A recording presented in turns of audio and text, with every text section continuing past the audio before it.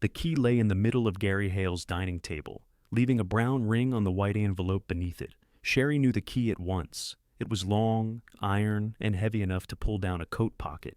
Gary had carried it whenever he drove out to the old Verde Junction depot on Copper Spur Road. He'd kept newer keys on the same ring, but that old railway key was the one he touched before leaving home, checking for it the way another man might check his wallet. Mark pushed the envelope toward her. That transfers the depot to you. Sherry looked at Gary's son, then at his daughter. Mark sat in Gary's chair. He was 47, though that morning he looked older around the mouth. Kayla stood beside the kitchen counter with her phone in one hand and a paper cup of coffee in the other. At 43, she had learned to make impatience look like efficiency. Rain tapped against the windows. In Clarkdale, rain was usually welcome. That week it had washed silt down Copper Spur Road and filled the block channel beside the depot. Sherry had seen the photographs Mark brought. Brown water covered the waiting room floor. One wall had a dark stain almost to the windowsills. She didn't touch the envelope. "You said we were meeting about the estate accounts." "We are," Mark said. "This is the final piece." "The house isn't a piece?" Mark's hand flattened on the table. "We've been over the house." They had, though never in a way that allowed Sherry to finish a sentence. Gary had purchased the house before their marriage. After his death, Mark used his authority as executor to keep it inside the estate plan Gary had never updated. Kayla called that unfortunate. Mark called it clear. The savings accounts had become tangled with expenses, equipment sales, and obligations Mark said had to be paid first. Gary's saleable tools, trailer, and compact tractor had disappeared within weeks. Mark said the estate needed cash. Kayla arranged the listings. Sherry learned about each sale after a stranger had already driven away with something. She had spent 21 years with Gary in that house. She knew which bathroom tap needed a careful turn, where he kept batteries, and which cabinet door swelled during monsoon season. None of that appeared on Mark's asset schedule. Kayla put down her coffee. "The depot was important to Dad. You know that. It was important enough that neither of you wants it." Kayla's eyes shifted toward Mark. There it was, quick and familiar, the look they shared when Sherry said something inconvenient. Mark opened the envelope himself. "The parcel has value on paper. Then sell it. It's not ready to sell. Because it's flooded. It needs drainage work," he said. "The county notice says the roof may be unsafe. That's why we're transferring it as it stands." Sherry picked up the top page. The property description ran through survey lines and old railway language she didn't understand. The plain part was clear. The estate would deed her the depot parcel, including the building, the drainage channel, and the fixed equipment on the site. In exchange, she would stop contesting the other distributions and accept the transfer as her settlement. A tax notice was clipped behind it. The overdue amount wasn't enormous by itself. The problem was the deadline printed near the bottom, 30 days. After that came added charges and the next stage of collection. Sherry raised the paper. "You waited until now to show me this?" "It came to the estate," Mark said.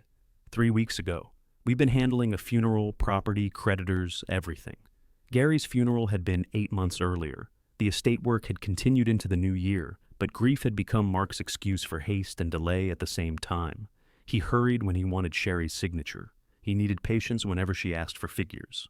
Kayla came to the table and rested one hand on the empty chair beside Sherry. "You could spend years arguing. You know that, right? Legal fees would eat up what you have left. This gives you something that was Dad's, something your development proposal needs cleared." Kayla withdrew her hand. Sherry had found the proposal in a folder Kayla left on the kitchen counter. It showed a row of low commercial buildings near Copper Spur Road. The depot parcel sat at one edge under a pale gray rectangle marked Future Site Preparation. "That's only an early concept," Kayla said. "Does your concept work better with the depot standing or gone?" "It works better if the whole area stops looking abandoned." Mark exhaled through his nose. This isn't about Kayla's work. It was partly about her work. It was also about Mark's debts, though he hadn't told Sherry that. 2 missed calls from a lender had appeared on the house phone while she still lived there. Once she'd seen him sitting in his truck with his forehead against the steering wheel. He needed the equipment money, and he needed the estate closed quickly. His fear didn't make him kinder. It made him speak as though every delay were something Sherry had done to him. Kayla glanced at the iron key. "You always said you wanted a place of your own." Sherry looked at her. "Did I? Well, now you'll have plenty of room. Kayla gave a small laugh before she could stop herself. That laugh settled the matter more than any paper had. It told Sherry what the depot meant to them: a wet building, a tax bill, and a joke they could call generosity. Mark didn't laugh. He gathered the papers into a neat stack. We could leave it in the estate and schedule demolition. There probably wouldn't be anything left after the contractor and taxes. I'm trying to give you an option. You're trying to make me pay to clear Kayla's site. That's not fair. Neither is the chair you're sitting in. Mark pushed back from the table. For a moment, anger moved across his face with the same speed it used to move across Gary's. Gary's anger had usually passed before he spoke. Mark's came out polished. Dad made his choices. Sherry folded her hands in her lap. Her wedding ring was loose now.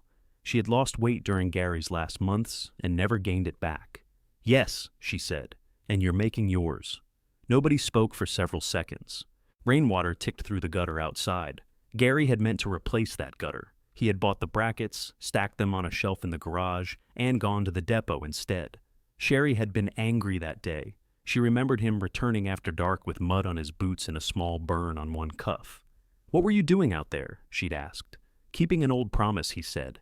She thought he meant the building. Gary could be stubborn about things other people had stopped seeing. He oiled hinges on unused doors. He kept old machines under covers. At least twice a month, he drove to the depot with a thermos, a tool bag, and that iron key.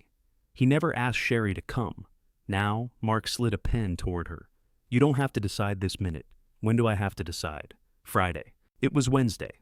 Sherry read the agreement again. She could refuse. She could spend the money she had left on an attorney and demand a full accounting. She might win something months later. She might also lose her reserve before Mark produced the records.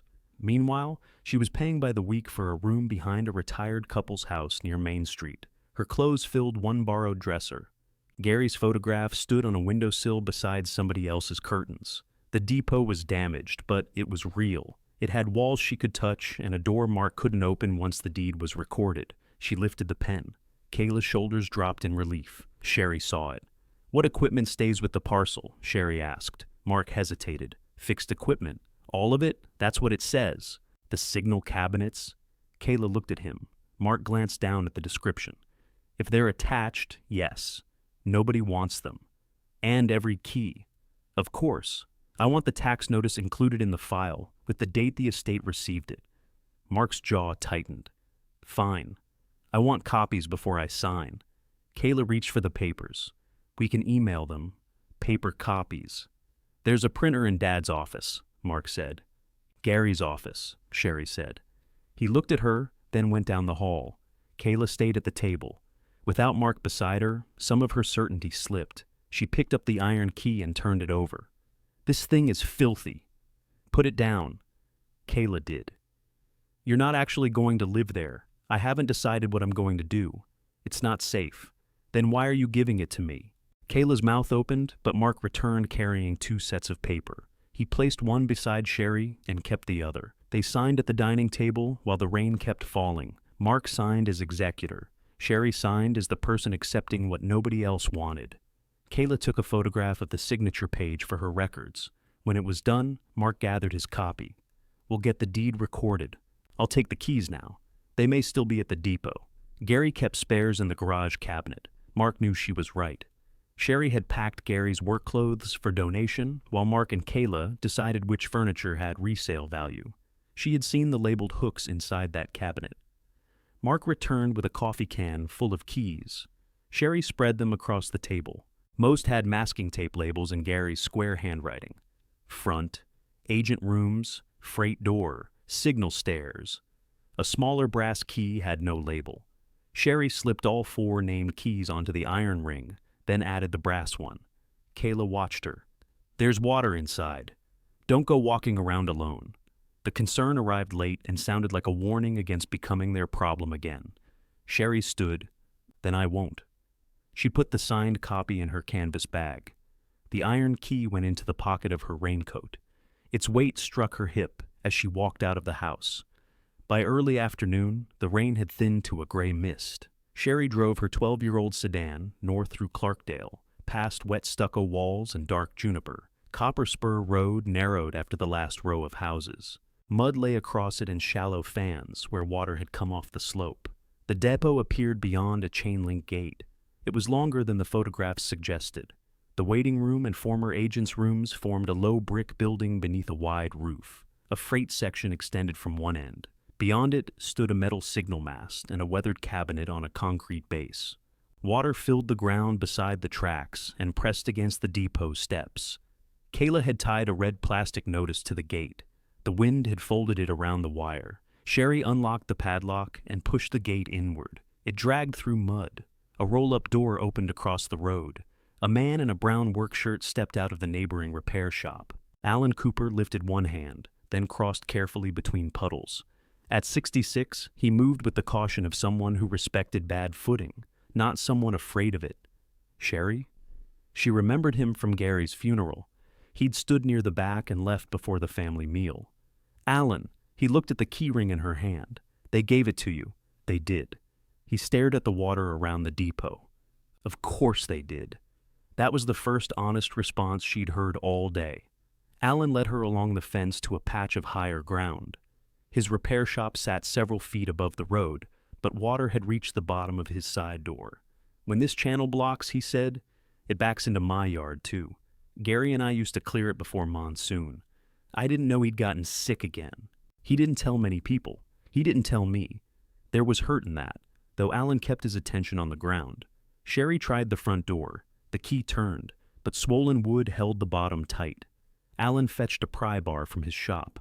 He worked at one corner, while Sherry leaned against the door with her shoulder. It opened with a wet scrape. The smell came first. Mud, soaked plaster, old wood, and something metallic. Brown water covered most of the waiting room. 2 benches had tipped against each other. A calendar still hung behind the ticket window, open to the month Gary last came here. Sherry remained on the stone threshold. How deep? 4 inches here, Alan said, more toward the freight end. A narrow hallway rose 1 step above the waiting room. At its far end, a locked door bore a faded sign that read, Agent.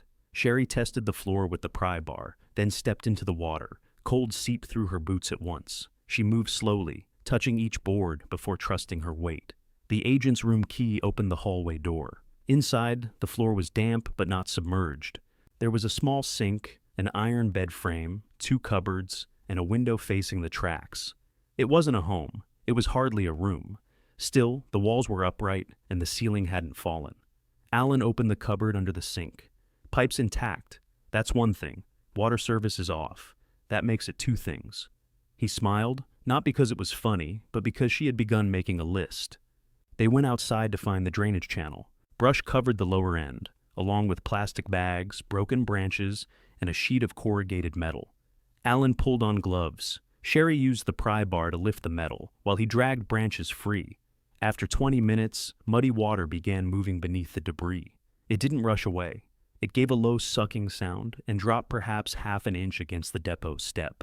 Sherry stood with wet cuffs and mud across both knees. The small change in the waterline felt better than Kayla's false generosity, and Mark's clean stack of papers. Alan looked toward the darkening sky. This needs a pump before the next storm. Do you know where I can rent one? I've got one. It's old, but it runs. What do you charge? For Gary's widow? For your neighbor? Alan considered that, then nodded. Fuel, and you help me clear the rest of this channel. Tomorrow morning? I open at 7. I'll be here at 6:30. Sherry locked the agent's room, then pulled the swollen front door shut. Before leaving, she walked to the concrete base beside the signal mast. The cabinet's gray paint had peeled to bare metal. A thick cable entered through the bottom and disappeared underground. Gary had wiped grease around the hinges to keep water out. The grease was still soft beneath the dust. Sherry touched the cabinet once, then returned to the gate. She had a tax deadline, a flooded building, and less money than either of Gary's children believed. But the channel was moving. The agent's room was dry enough to stand in, and in the morning, she would come back with a pump. At 6:25 the next morning, Sherry parked beside Alan's repair shop with a thermos, 2 sandwiches, and a pair of rubber boots borrowed from the woman who rented her the room.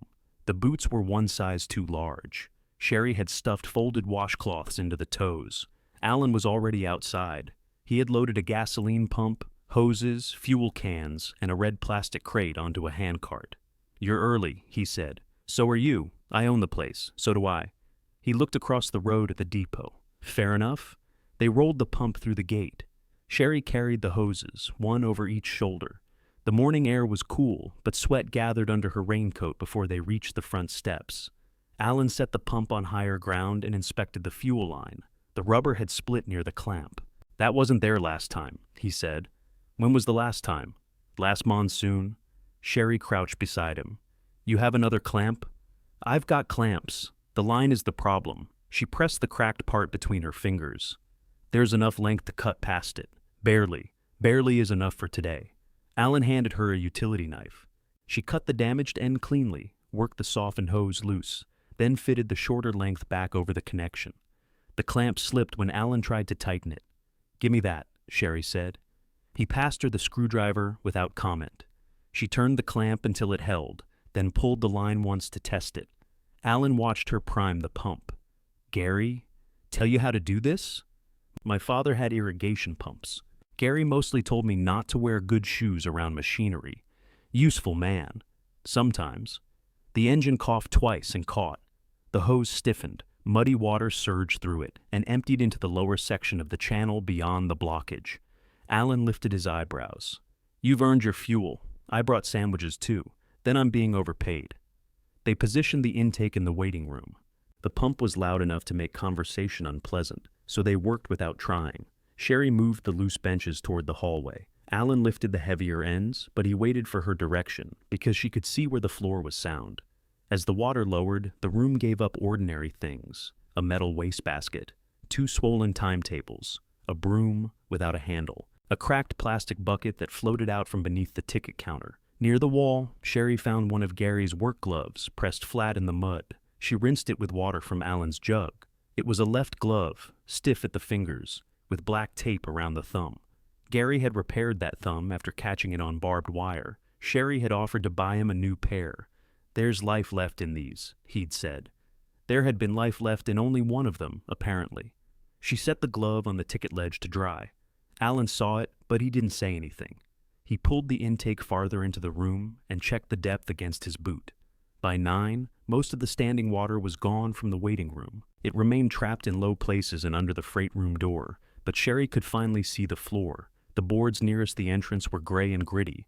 Several had curled at the edges. Others looked better than she expected. Alan shut off the pump.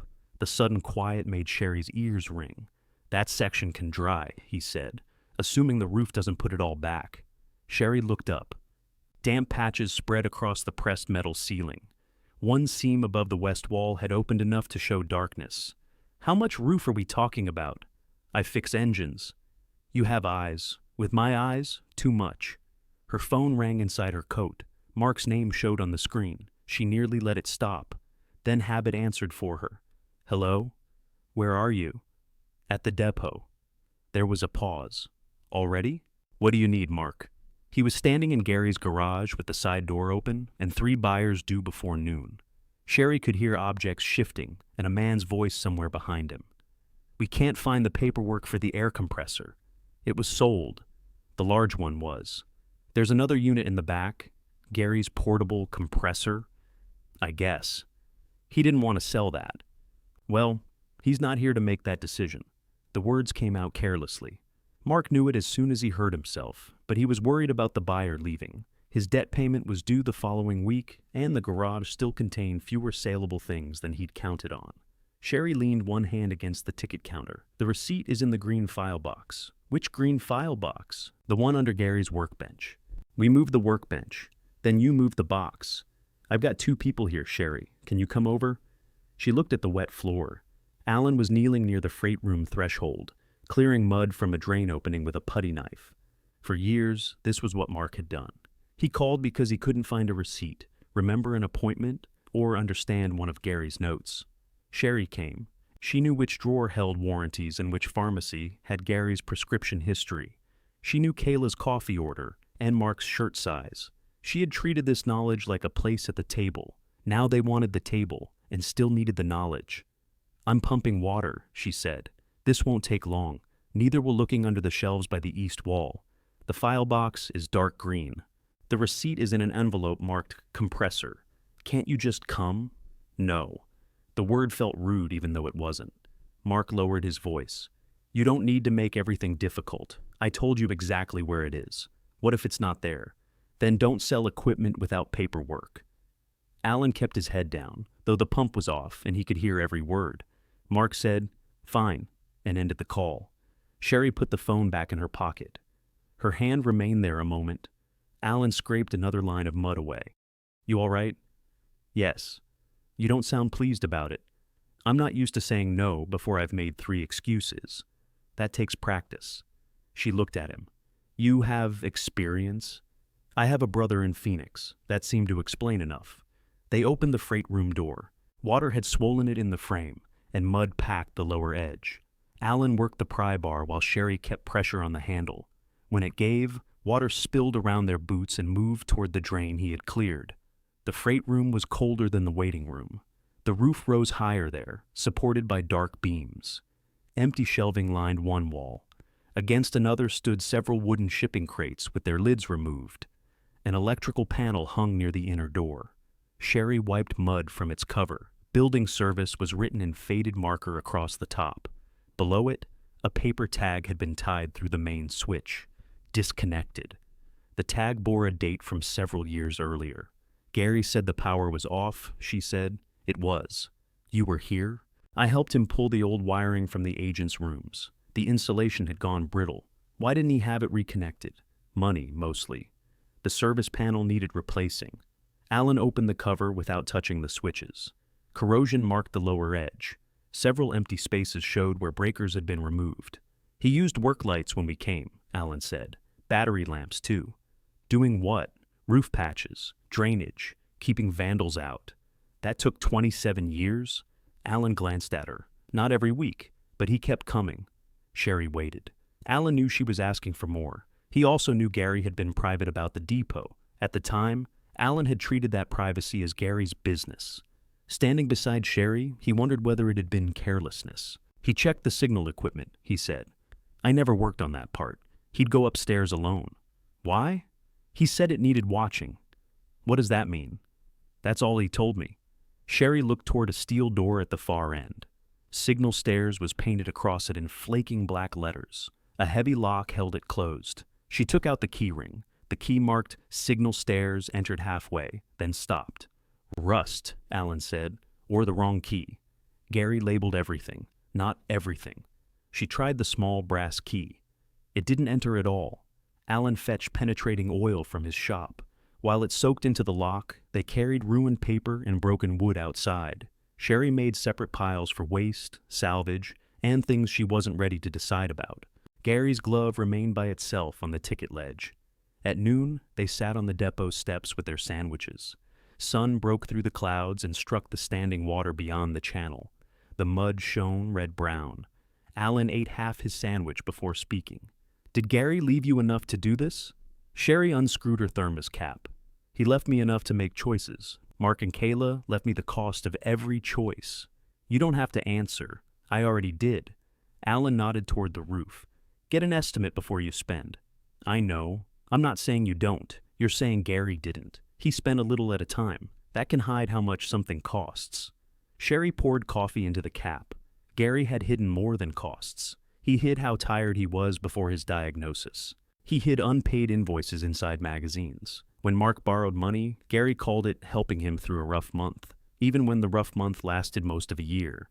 Sherry had known enough to be uneasy and not enough to stop it. She had allowed Gary to handle property and equipment because he disliked questions about money. She handled meals, appointments, medications, and every difficult family conversation. They called it dividing the work. Only one half of that work appeared in the estate file. I should have known what he was doing here, she said.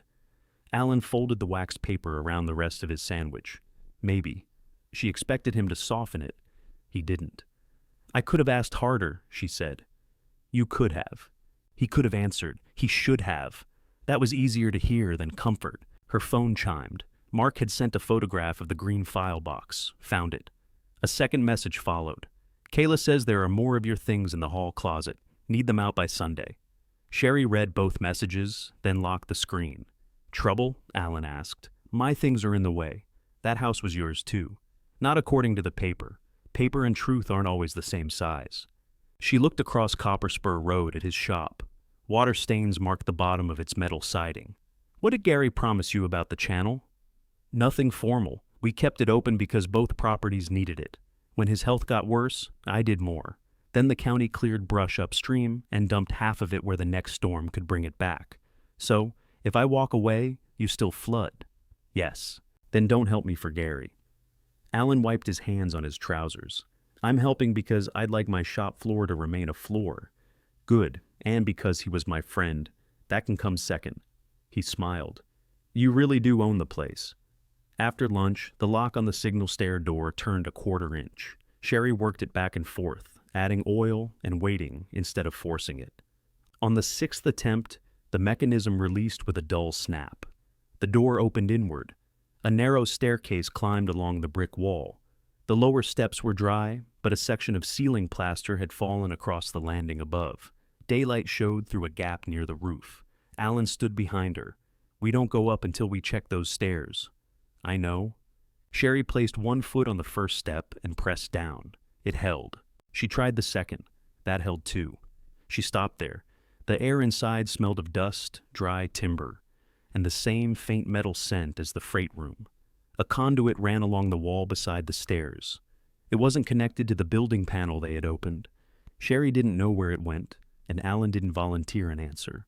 She locked the door again and put the key into her pocket instead of returning it to the ring. Before leaving, Sherry moved her thermos, work gloves, and a clean towel into the agent's room. She placed them on the upper cupboard shelf where floodwater couldn't reach. Then she wrote a reply to Mark. Set my boxes inside the garage. I'll collect them Sunday at 4. Do not throw away any depot records, keys, maps, receipts, or photographs. They belong with the property until I've reviewed them. She read it twice. The old version of Sherry would have added please, apologized for the inconvenience, and offered to arrive whenever it suited them. She sent it as written, closed the agent's room door, and turned her own key in the lock. The key resisted when she returned the next morning, but less than before. Sherry added oil, waited, and worked it gently until the lock turned. Alan had placed 2 lengths of lumber beside the freight room door. He carried them up the first steps and tested each tread with his weight. Sherry followed with a flashlight and a dust mask. The staircase turned at a narrow landing. Fallen plaster covered 3 steps, but the timber beneath it was solid. Alan cleared the larger pieces while Sherry held the light. Roof leak is above us, he said. Stairs aren't the problem. That's what I wanted to know. You wanted to go up. I still do. Beyond the landing, the stairwell ended at a wooden door with wired glass in its upper half. Signal room showed backward through the glass. Sherry tried the long iron key. It entered, but the lock wouldn't move. Alan examined the hinges. Door opens toward us. So, we can't lean into it. We can take the pins out. Will that damage anything? The pins? No. My back, maybe. You hold the light. Sherry tapped the lower hinge pin with a hammer, and narrow punch from Alan's tool crate. Rust loosened in red flakes. The first pin rose slowly. The upper hinge took longer because she had to work above shoulder height. When both pins were free, Alan held the door while Sherry pulled from the handle side. The old lock remained engaged, but the door shifted enough to clear the frame. Together, they lowered it onto the landing. The signal room was small and dry. Windows faced the tracks and the road. One had cracked near a corner, though the glass still held. A long control board stood against the inner wall beneath a layer of canvas. Metal cabinets lined the opposite side. Conduits entered through the floor and climbed toward ceramic fittings near the ceiling. Sherry lifted one edge of the canvas. Dust rolled into the flashlight beam. Underneath were rows of switches, round indicator windows, and black plates with white letters. The paint had worn away in places where hands once rested. Alan remained in the doorway. Is this what Gary checked? Some of it. Some. There are cabinets outside, too. Did you ever see him turn this on? No. Sherry found a wall switch beside the door and pressed it. Nothing happened. She tried a second switch. The hanging ceiling fixture remained dark. Building power is disconnected, Alan said. I know. She said it more sharply than she meant to.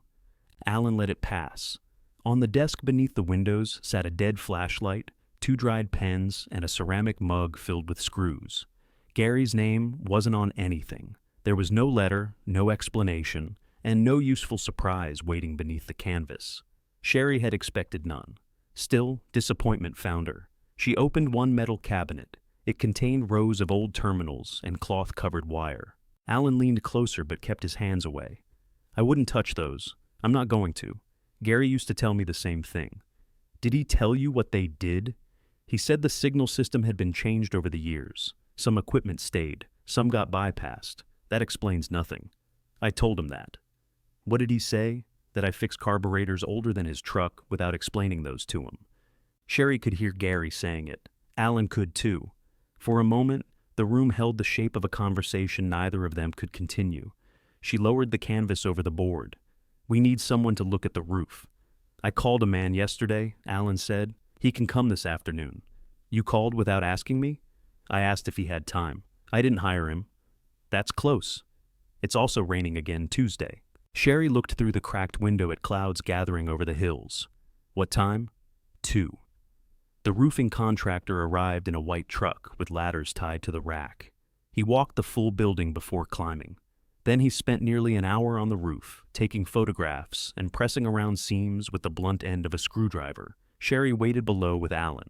She disliked watching another person inspect something that now belonged to her. Every time the contractor paused, she tried to judge whether he'd found damage or was simply catching his breath.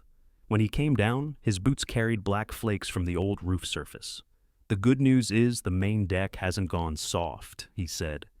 "How much of it did you check?" Sherry asked. "Every section I could reach safely. The beams over the freight room are heavy timber. They're old, but they're doing their job. Brick looks straight too." Alan folded his arms. "Bad news? The covering is finished over the west side. Patches on patches. Somebody kept it going longer than I would have expected." "Gary," Sherry said.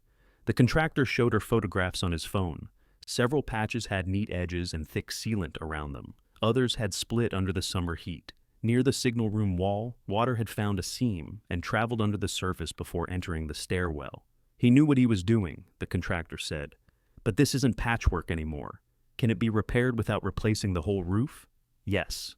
I'd strip the failed section, replace damaged flashing, seal the rest, and give you a warranty on the work I touch.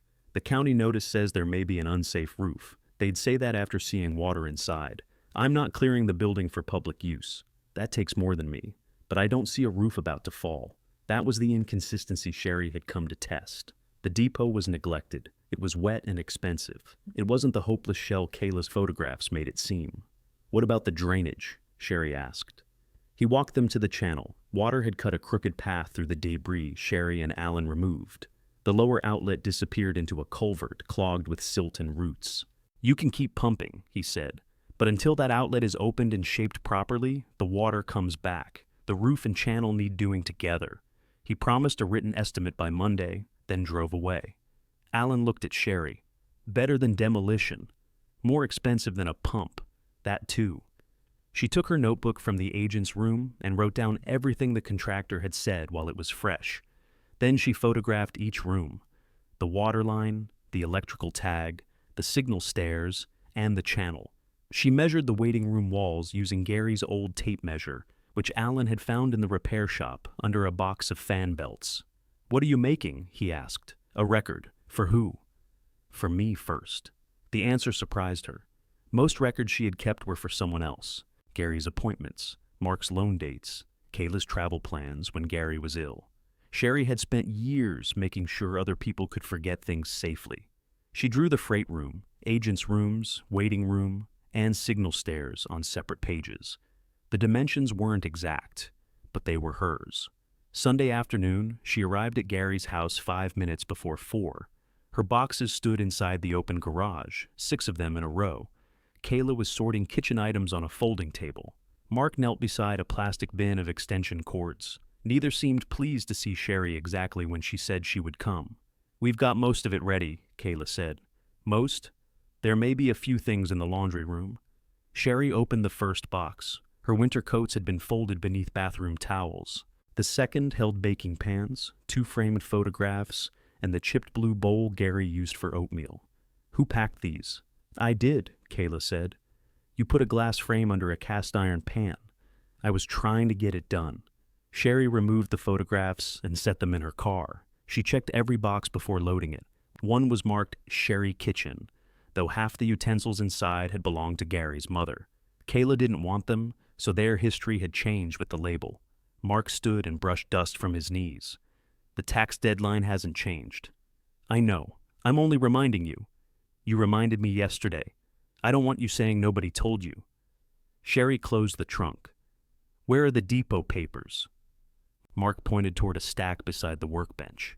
Everything we found. The stack contained old tax bills, insurance notices, photographs, and folded maps. No maintenance records. Sherry opened each folder while Mark watched. Kayla came over when Sherry unfolded a large site plan. That one isn't yours, she said. It's a survey of my parcel. It's my working copy. Kayla had drawn pencil lines across it. A proposed access road cut along the depot boundary. The waiting room had been outlined and marked remove. The channel appeared as a thin, broken line, but no work had been shown at the clogged outlet. Sherry laid the plan flat on the workbench. What happens to the water after this road is built? That's a concept drawing. Where does the channel go? It would be engineered later. It floods Alan's shop now. Then Alan should fix his property. The blockage is on the depot parcel. Kayla's expression changed. She hadn't known that. Her development plan treated the channel as a line someone else would handle. Sherry looked at Mark. Did anyone check the drainage before you transferred the parcel? We gave you the property as it stood. That wasn't my question. Mark picked up a coil of extension cord and placed it in another bin. The estate wasn't going to spend money improving it. Did anyone check? No. Kayla reached for the survey. Sherry kept one hand on it. You said this isn't mine. The paper is mine. I paid to have copies made for the proposal. The original survey was in Gary's file. This isn't the original. Then you won't mind if I take the estate copy. Kayla looked toward Mark. He didn't want another argument? More than that, he didn't want Sherry examining why the channel had been ignored before the transfer. Take it, he said. Kayla pulled her hand back. Fine, I have a scan. Sherry rolled the plan carefully and placed it with the depot folders. Where's Gary's notebook? What notebook? Mark asked. The one he carried out there. I don't know. It had a dark cover and an elastic strap. Kayla shook her head. There were dozens of notebooks. Did you throw them away? We threw away grocery lists, old phone numbers, things like that. Did you open them? We couldn't save every scrap of paper Dad touched. Sherry felt the old urge to lower her voice, make the question smaller, and spare Kayla the discomfort of answering it. She didn't. Did you throw away the depot notebook? I don't know. Mark stepped between them without quite appearing to. If it was important, Dad should have stored it properly. Sherry gathered the folders. He may have. She searched the garage cabinet, the workbench drawers, and the shelf where Gary kept manuals. Mark grew restless, but didn't stop her. Kayla returned to the kitchen boxes and began wrapping dishes with more paper than necessary. In the bottom drawer of the workbench, Sherry found a packet of keys, 3 photographs of the depot roof, and an old utility notice. The notice confirmed the building's electric service had been disconnected. Gary had signed the acknowledgement himself.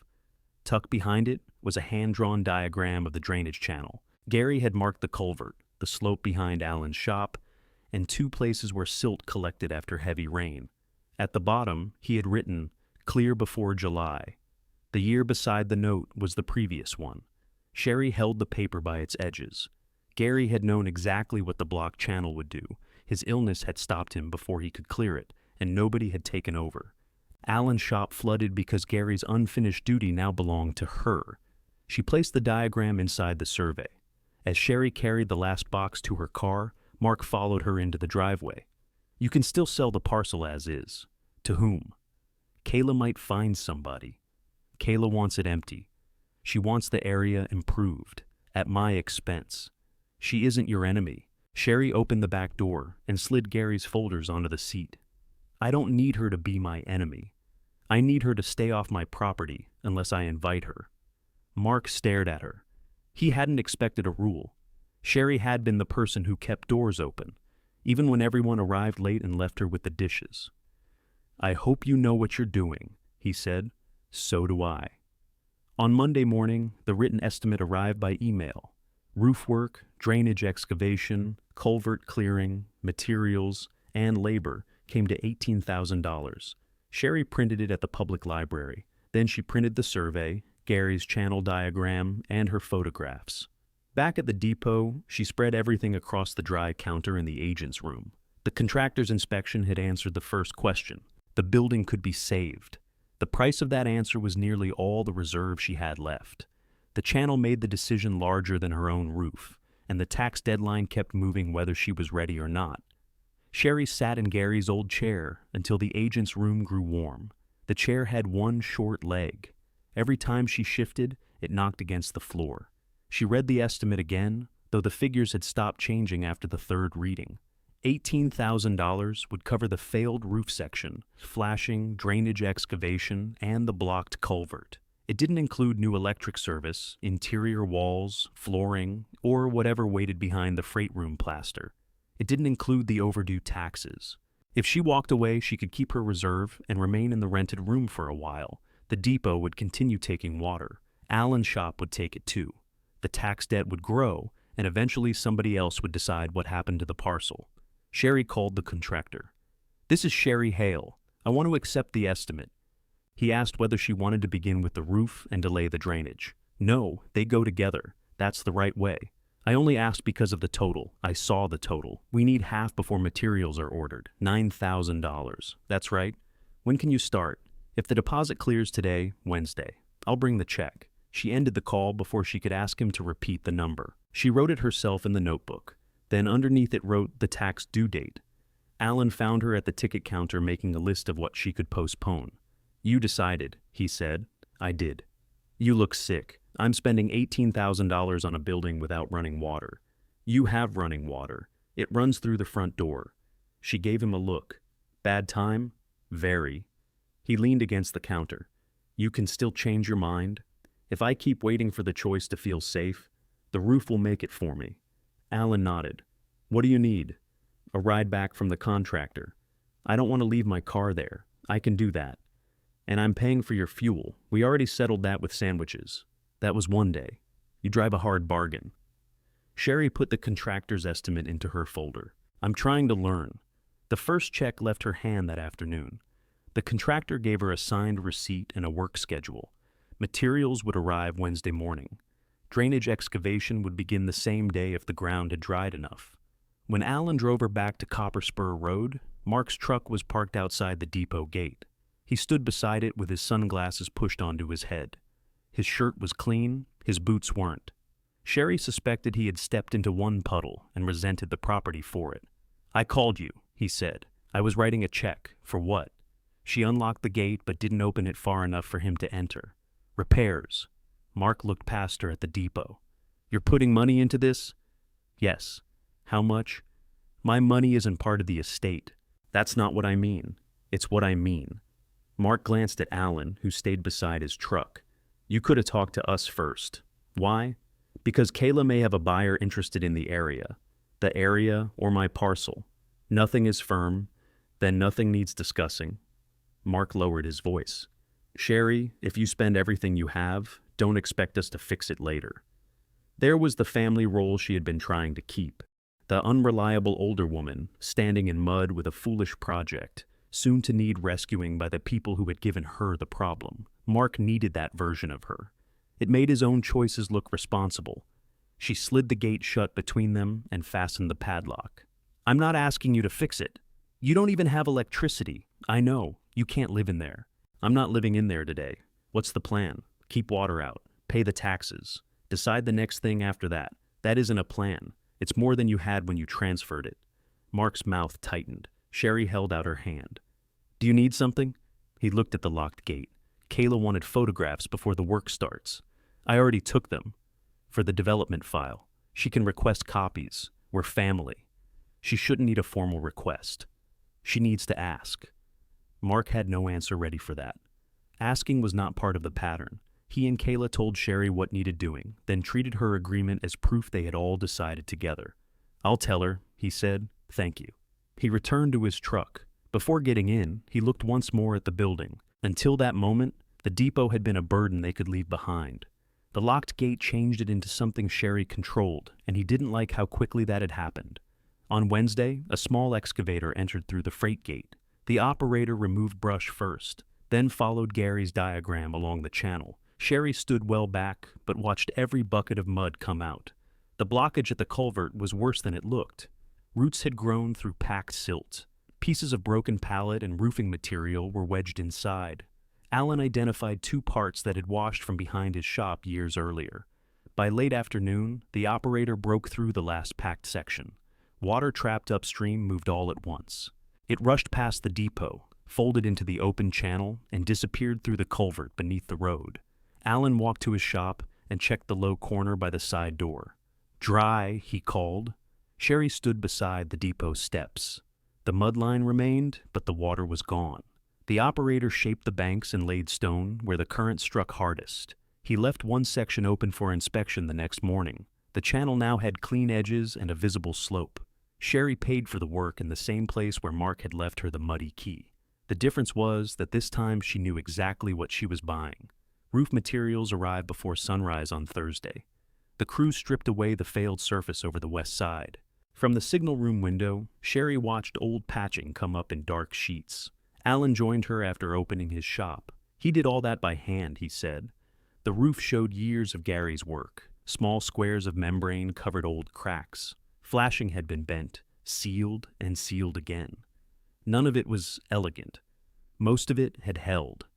"Why didn't he tell me it was this bad?" Sherry asked. He thought he could keep ahead of it. He thought that about his health, too. Alan rested a hand on the signal desk. Yes.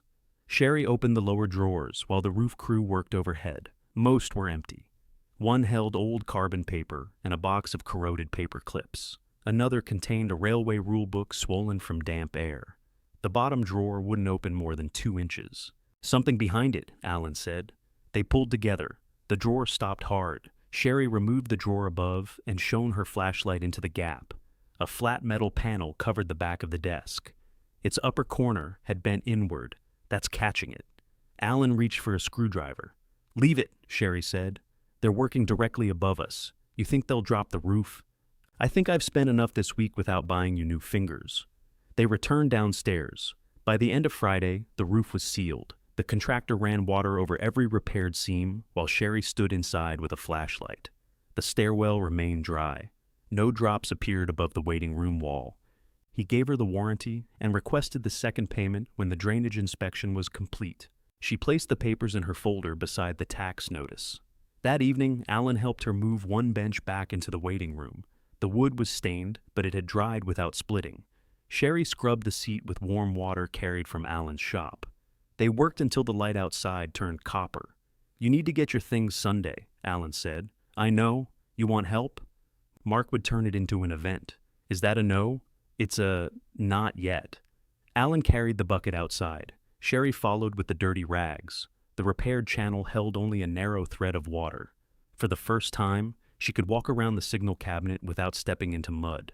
A small point of light appeared behind its square glass window. Sherry stopped. The light vanished. "Alan." He set down the bucket. "What?" There was a light. "Where?" She pointed to the cabinet. They waited. Nothing happened. "A reflection," he said. "From what?" A truck passed on Copper Spur Road. Its headlights moved across the cabinet, broad and white. The point Sherry had seen was smaller and green. "There," she said. A green light blinked once behind the glass, held for less than a second, then went dark. Alan stepped closer. "That shouldn't be doing that." "You said the power was disconnected. The building power is. What other power is there?" He didn't answer. The light blinked again. Sherry unlocked the front door and went straight to the freight room panel. The main switch still carried its disconnection tag. No temporary cable ran from the contractor's equipment. The roof crew had taken its generator away. Alan checked the outlets with a small tester. Everyone remained dead. Outside, the green point answered again at a slow, steady interval. Sherry took the unlabeled brass key from her ring. It entered a small lock beneath the cabinet window. "I tried that upstairs," she said. Alan looked at the warning plate attached to the door. "Don't open it yet. It's my cabinet. It may be live. That's why I want to open it. And that's why you don't." Sherry held the key without turning it. Alan walked around the concrete base and examined the cables. One entered from the depot. Another ran underground toward the railway line. "Gary said parts of the old system were bypassed," he said. "You also said you never saw him turn it on." "I didn't." The green light blinked again between them. Sherry returned to the signal room. She uncovered the control board and tried the wall switches. Nothing changed. Every indicator on the board remained dark. She opened the stubborn bottom drawer as far as it would go. "Help me take the desk apart." Alan looked toward the windows. "It's getting dark. Then hold the flashlight." They removed the upper drawers and unscrewed the metal panel at the back. The bent corner had caught on a canvas strap. Alan pulled the panel free, revealing a shallow space between the desk and the wall. Inside lay a dark notebook with an elastic band around it. Sherry knew it before she touched it. Gary's handwriting filled the first page. Dates ran down the left side. Equipment numbers filled the middle. Short entries appeared beside them. Battery checked. Cabinet dry? Repeater response delayed. Relay contact cleaned. Some entries were years old. Others came from the final months before Gary became too ill to drive. Sherry turned pages carefully. The notes became shorter near the end, but they didn't stop until weeks before his last hospital stay. Alan read over her shoulder. He was still checking it. "He told me he was driving out for air. He did sit outside a lot." "With a tool bag?" Alan didn't answer. Near the back, Gary had written one name several times. Betty Doyle. The last entry beside it included a telephone number and 6 words. "If repeater answers, call Betty first." Sherry closed the notebook, carried it downstairs, and waited beside the cabinet until the green light blinked once more. Then she dialed the number. A woman answered on the 4th ring. "Betty Doyle. My name is Sherry Hale. I found Gary's log at Verde Junction." Silence held on the line long enough for Sherry to check the screen. Then Betty said, "Don't open that cabinet. I'll be there in the morning." Sherry arrived at 7 with Gary's notebook in her bag. The green light blinked twice while she unlocked the gate. Alan came across the road carrying coffee. "Still doing it?" "Every few minutes." "You call anyone besides Betty?" "No." "Good. You sound surprised." "I've watched people handle electrical problems. Somebody always wants to poke the dangerous part with a screwdriver. That would be you. That's why I'm holding coffee." A dark blue station wagon turned onto Copperspur Road and stopped outside the gate. Betty Doyle climbed out with a canvas document case and a folding cane. At 72, she had thick silver hair cut above her collar and the direct manner of someone who had spent years giving instructions over radios. She looked at Sherry, then passed her toward the signal cabinet. "It's the green indicator?" "Yes." "How often?" "About every 4 minutes, sometimes longer." Betty checked her watch and waited.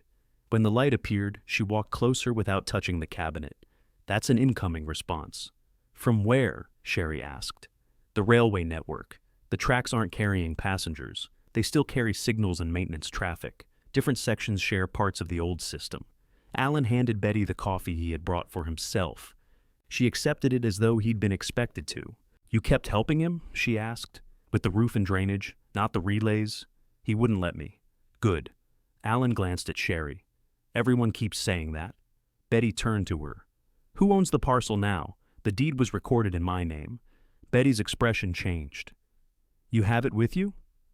Sherry took the document folder from her bag. She didn't hand over the whole stack. She removed the recorded deed and passed it to Betty. Betty read the first page, then the property description. She checked the recording stamp and returned to the language covering the building, fixed railway equipment, and relay site. "I thought Mark still controlled it through the estate," she said. "He transferred it to me." "When?" "Last week." "Did he know you were calling me?" "No." Betty looked toward the depot. "Did he know about the repeater?" "No." "Keep it that way until we know what it's doing." Sherry took back the deed. "Why?" "Because one blinking indicator isn't proof the full route answers. It might be a partial feed, a stuck relay, or a remote test pulse. If people start talking before we test it, everybody will hear the version that suits them." "Who is everybody?" "The cooperative, the freight operator." "Your family, apparently?" "My family gave it away because they thought it had no power. The ordinary service doesn't." "I know that." "What is this?" Betty waited until the light blinked again. "It's a separate railway circuit. Gary kept it isolated from the building wiring. That's why the service company could disconnect the lights and outlets without shutting this down." Alan stared at the underground cable. "You knew he was maintaining it?" "I knew what he was trying to preserve." Sherry opened the gate. Then come inside and explain it. They climbed to the signal room. Betty stopped at the doorway and looked at the door lying on the landing. How did you open this? We took out the hinge pins, Sherry said. You always did choose the straight route, Alan. It was Sherry's idea. Betty looked at her with more attention. The canvas remained over the board. Betty removed it carefully, folding it inward so dust didn't scatter across the controls. She touched none of the switches. This junction used to route trains between the Valley Line and the North Connection, she said. Most of the control work moved elsewhere, but this room remained a relay point. When Gary bought the depot in 1998, people assumed everything inside would be stripped. Why wasn't it? Because we asked him not to strip it. We? A few former railway people. There wasn't a cooperative then. Just people trying to keep the route from becoming impossible to use again. Sherry set Gary's log on the desk. Betty removed her glasses from the document case. She read slowly, checking several equipment numbers against plates on the control board. He kept better records than I expected. You expected worse. I expected Gary. Alan laughed once. Betty reached the final pages. Her thumb rested beside her own name. He called me in the spring, she said.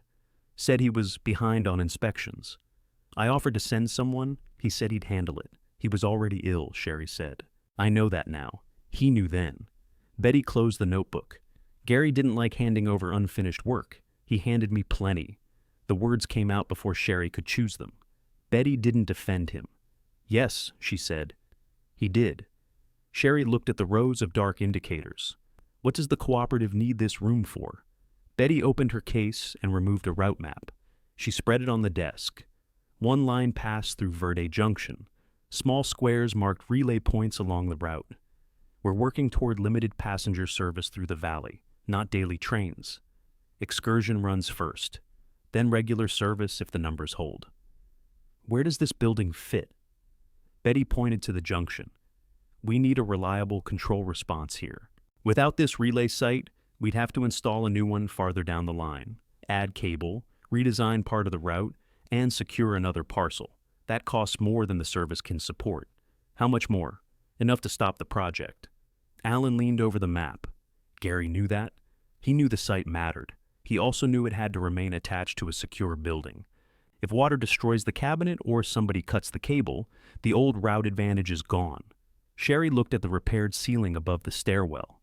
So, I spent $18,000 protecting your relay. You spend it protecting your building. The relay may give the building a use. May. We need a railway signal engineer to test the full circuit. The outer indicator tells us current is reaching one part. It doesn't tell us the board can answer the cooperative's control point. Can you test it? No. Alan?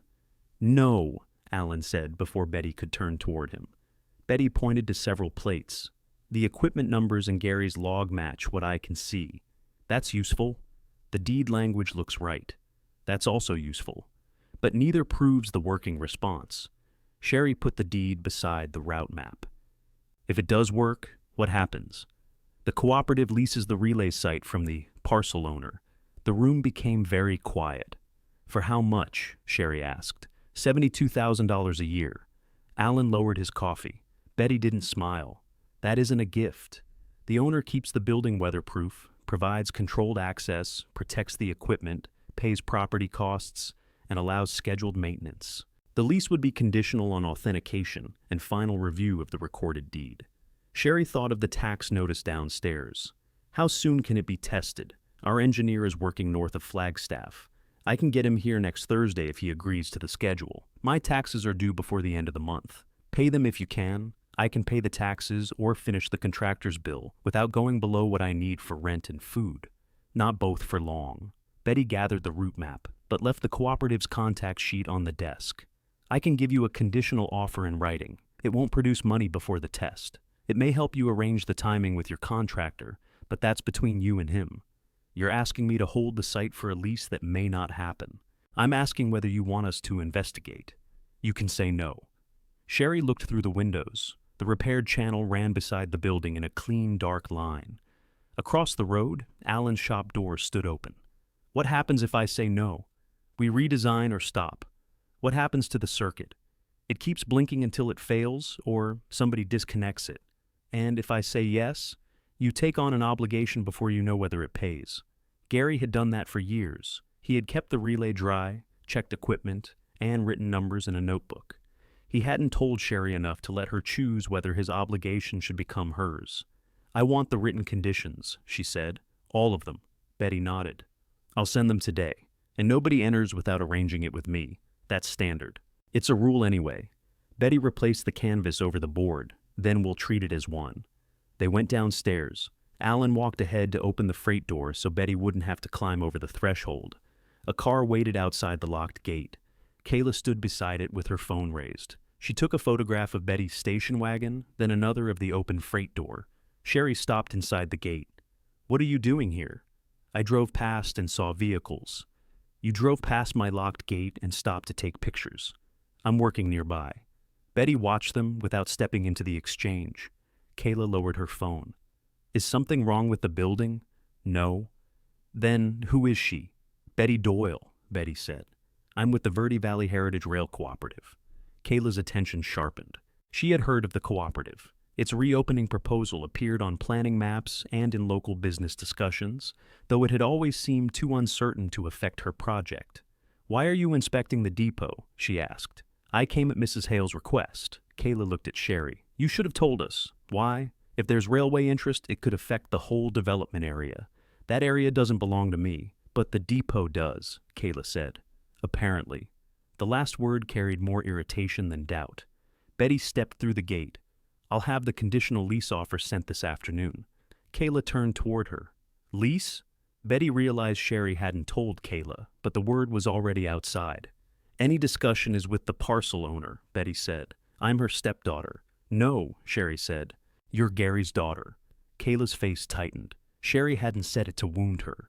The distinction mattered. Kayla had spent months using the word family when she wanted Sherry's cooperation, then used estate when Sherry asked for a share. What kind of lease? Kayla asked. I'll call you after I've read it, Sherry said. You'll call me if it affects anything you own. That depot was transferred as a settlement asset. Mark needs to know if the value was represented incorrectly. The estate described it. I accepted it. That doesn't mean mistakes can't be corrected. Betty closed her document case. Sherry, I'll confirm the engineer's availability by Monday. Kayla heard that too. Betty left first. Alan crossed the road to open his shop. Kayla remained by the gate while Sherry fastened the padlock. Mark is going to have questions, Kayla said. He can ask them. You don't know what you're getting into, neither do you. Sherry walked back to the depot without inviting her inside. The conditional offer arrived 2 hours later. It stated the annual amount, the access duties, the weatherproofing requirement, and the need for an authenticated response from the signal room. Sherry printed it at Alan's shop. Before she finished reading, her phone showed 3 missed calls from Mark. A 4th began while she held the offer in her hands. Sherry answered the 4th call. What did Kayla tell you? She asked. That there's a lease offer. There is. For how much? Why are you asking? Mark went quiet. He had called prepared to sound concerned, but he wanted the number first. Because Dad maintained that property with estate money, Gary maintained it with his own tools and time, which became estate property. The tools you sold? That isn't the point. It's one of them. Sherry sat in the agent's room with the printed offer before her. The chair knocked against the floor when she shifted. Mark lowered his voice. Don't sign anything until we've reviewed this. We? The family. I'm reviewing it now. You know what I mean? Yes, I do. Mark walked away from whoever was near him. A door closed on his end of the line. Kayla thinks the transfer may have been based on incomplete information. The estate prepared the papers. We didn't know there was commercial interest. Neither did I. That could affect the settlement value. You called the depot a liability because that was the information available. You also gave me 2 days to decide. I'm trying to keep this from becoming a bigger problem. For who? For everyone. There was that word again. Everyone meant Mark when money was due, Kayla when plans changed, and Sherry when work needed doing. Mark softened his tone. Transfer the property back to the estate. We'll cover the taxes while this gets sorted out. You won't have to carry the risk. What happens to the money I spent? We can discuss reimbursement. Discuss? I can't promise anything until I see invoices. Sherry looked at the contractor's folder. Every receipt had a date, a description, and her name. What happens to my settlement? We'd find another arrangement. With what asset? That takes time. I had 2 days. This is different. It is. Now you want the depot. I want to protect you. No, you want control while you find out what it's worth. Mark breathed slowly into the phone. Dad's work created whatever value is there. Kayla and I are his children, and I was his wife. Nobody said you weren't. You said it every time you called his house part of the estate, and my home part of the past. Mark didn't speak. Sherry had never said that sentence aloud. It cost more than she expected. Anger could have carried it easily, but she wasn't angry enough. She was simply tired of making the truth comfortable for him. I'm not transferring the depot back, she said. Then at least agree that any lease income should be divided. No, Sherry, no. You found this because Dad kept it operating. I found it because you gave me the flooded building and expected me to clear it. That's not what happened. It's exactly what happened. Mark's voice hardened. You signed a settlement. If that settlement was based on a serious valuation error, there are ways to review it. Then review your copy. She ended the call. Her hand shook once when she placed the phone on the desk. She pressed her palm flat against the printed offer until it stopped. Alan appeared in the doorway a few minutes later. He had heard none of the conversation, but he saw her face. Mark? Yes. How bad? He offered to rescue me. That bad. He'll cover the taxes if I give the property back. Alan entered and lowered himself into the other chair. What did you say? No. That sounds expensive. It is. The contractor arrived before noon for the final drainage inspection. Water flowed cleanly through the culvert. The shaped banks had held, and the depot foundation had begun drying. Sherry walked the full channel with him. Her right knee had swollen after days of climbing stairs and standing on uneven ground. She kept her pace steady until they reached the far outlet. The contractor pointed to the new stone lining. Check this after every hard storm. If branches catch here, clear them before silt packs in. I will. The roof drains feed into the same channel. Keep those outlets open too. He gave her the completion form. The second payment was due. Sherry wrote another check for $9,000 on the hood of his truck. Her knee ached while she leaned over to sign it. She watched him tear the receipt from his book. After he drove away, she opened her banking application. The remaining figure could cover the tax bill or carry her rent and ordinary expenses for several months. It couldn't do both safely. She closed the screen. Alan had watched from his shop. He came over with an ice pack wrapped in a towel. I don't need that. You're limping. I'm walking unevenly. Sherry took the ice pack. They sat on the depot steps. She placed it over her knee and read the tax notice again. The deadline was less than 3 weeks away. If the test fails, what then? Alan asked. I sell what I can and decide whether to keep the building. To Kayla? Not unless she asks properly and pays properly. That's progress. It doesn't pay taxes? No. Alan looked at the repaired channel. My shop stayed dry because you spent money. You helped clear it before I did. Gary and I cleared brush. You fixed the actual problem. Sherry knew what he was offering. Not money because he couldn't cover her tax bill. He was refusing to pretend her expense belonged only to her. I'll need help checking the outlet during storms, she said. You have it. And if the cooperative needs regular access, I can't be here every hour. I'm across the road. That doesn't make you unpaid security. We'll make an arrangement. Written. Alan nodded, written. The next morning, Betty returned with a printed copy of the offer and a larger binder of equipment records. Sherry met her in the waiting room because her knee wasn't ready for the stairs. Betty noticed the ice pack on the bench. What happened? I'm 68 and spent a week pretending every floor was level. That'll do it. Betty set the binder on the ticket counter. The engineer can come next Thursday morning. Christopher Martin. He's qualified on the system and has no interest in the property. What will he do? Check the outside feed, identify the relays, inspect the board, and run a response test with our control point. Will he open the cabinet? Yes. Then I want to be present. You should be. And Alan, if you want him there, I do. Betty opened the binder to an equipment inventory. Numbers ran down the pages beside descriptions Sherry only partly understood. She placed Gary's notebook alongside it. These entries match the original relay group, Betty said, not just the outside indicator. He checked several points along the circuit. Does that mean it works? It means he knew what he was checking. That wasn't my question.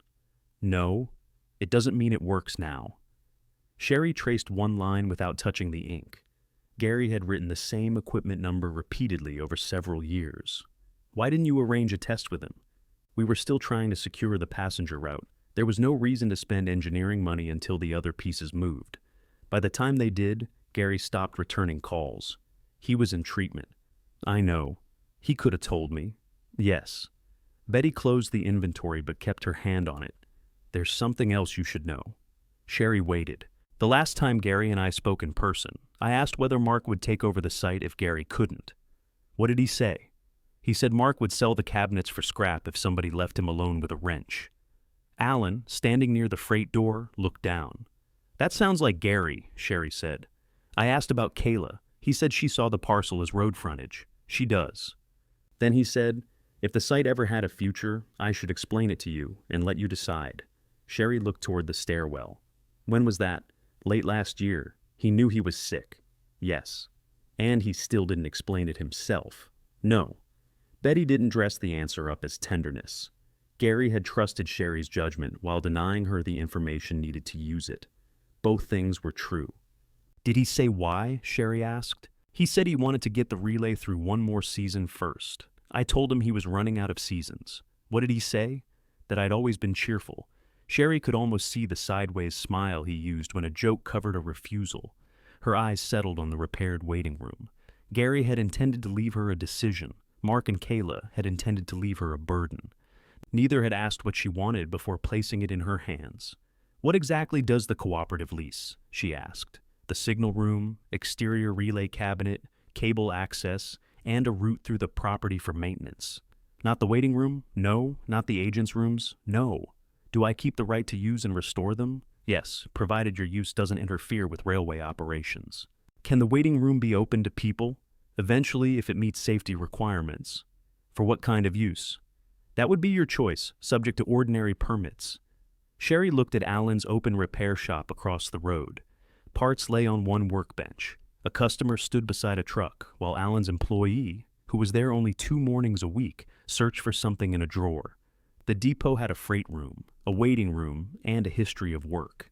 Gary had preserved the signal circuit because it allowed trains to move through, but the rest of the building didn't have to become a locked shell wrapped around valuable equipment.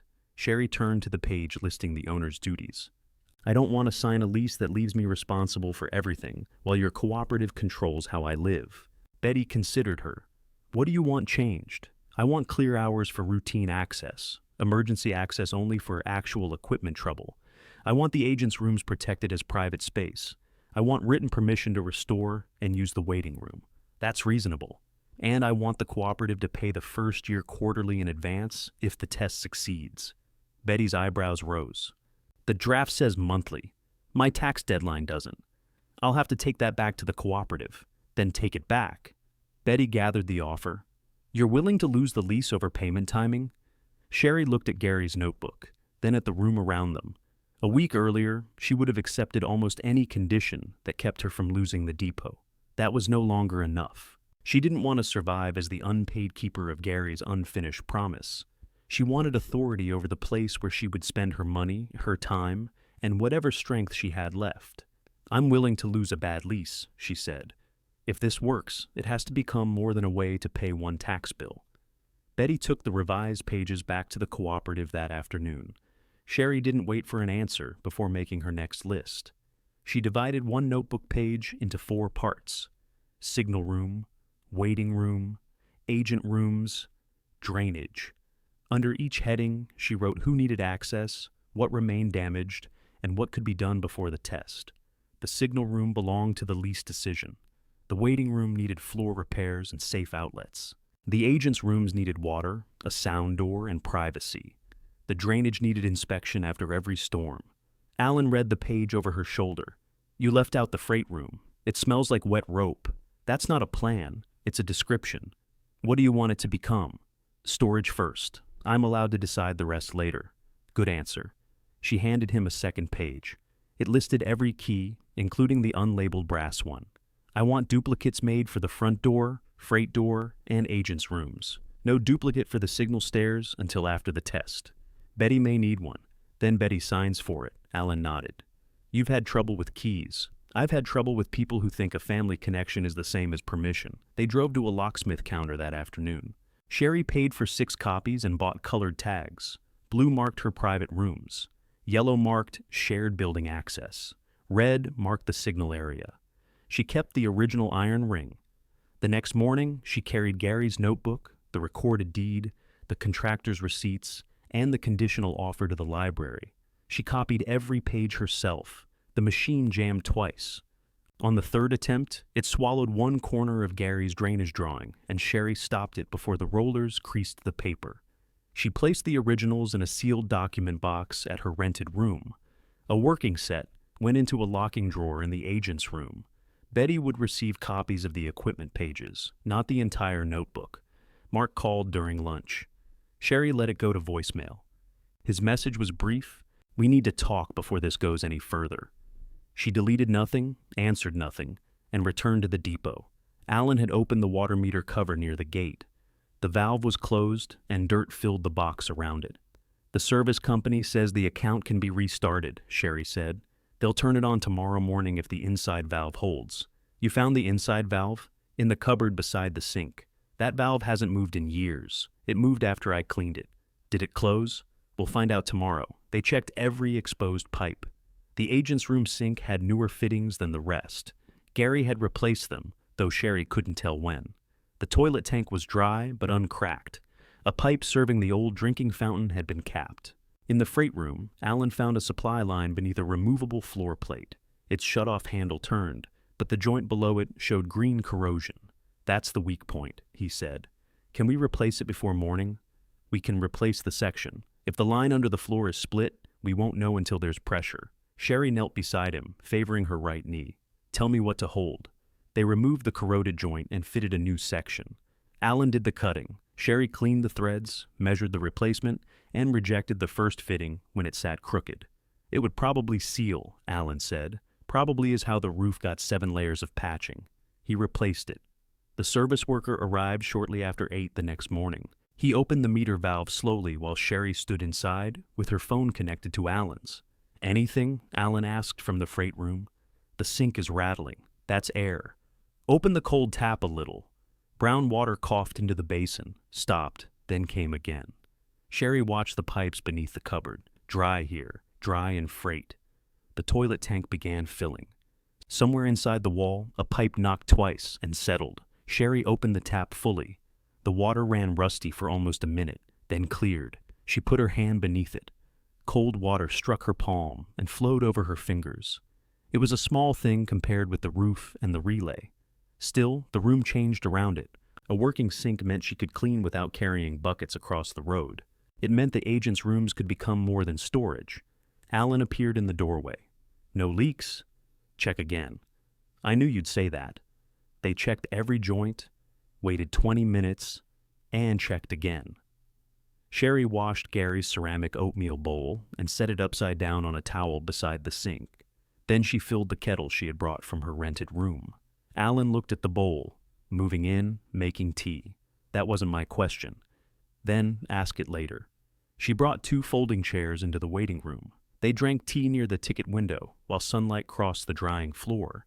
Betty arrived before they finished. She carried a revised offer with handwritten changes initialed in the margins. The cooperative agreed to quarterly payment in advance for the first year, she said.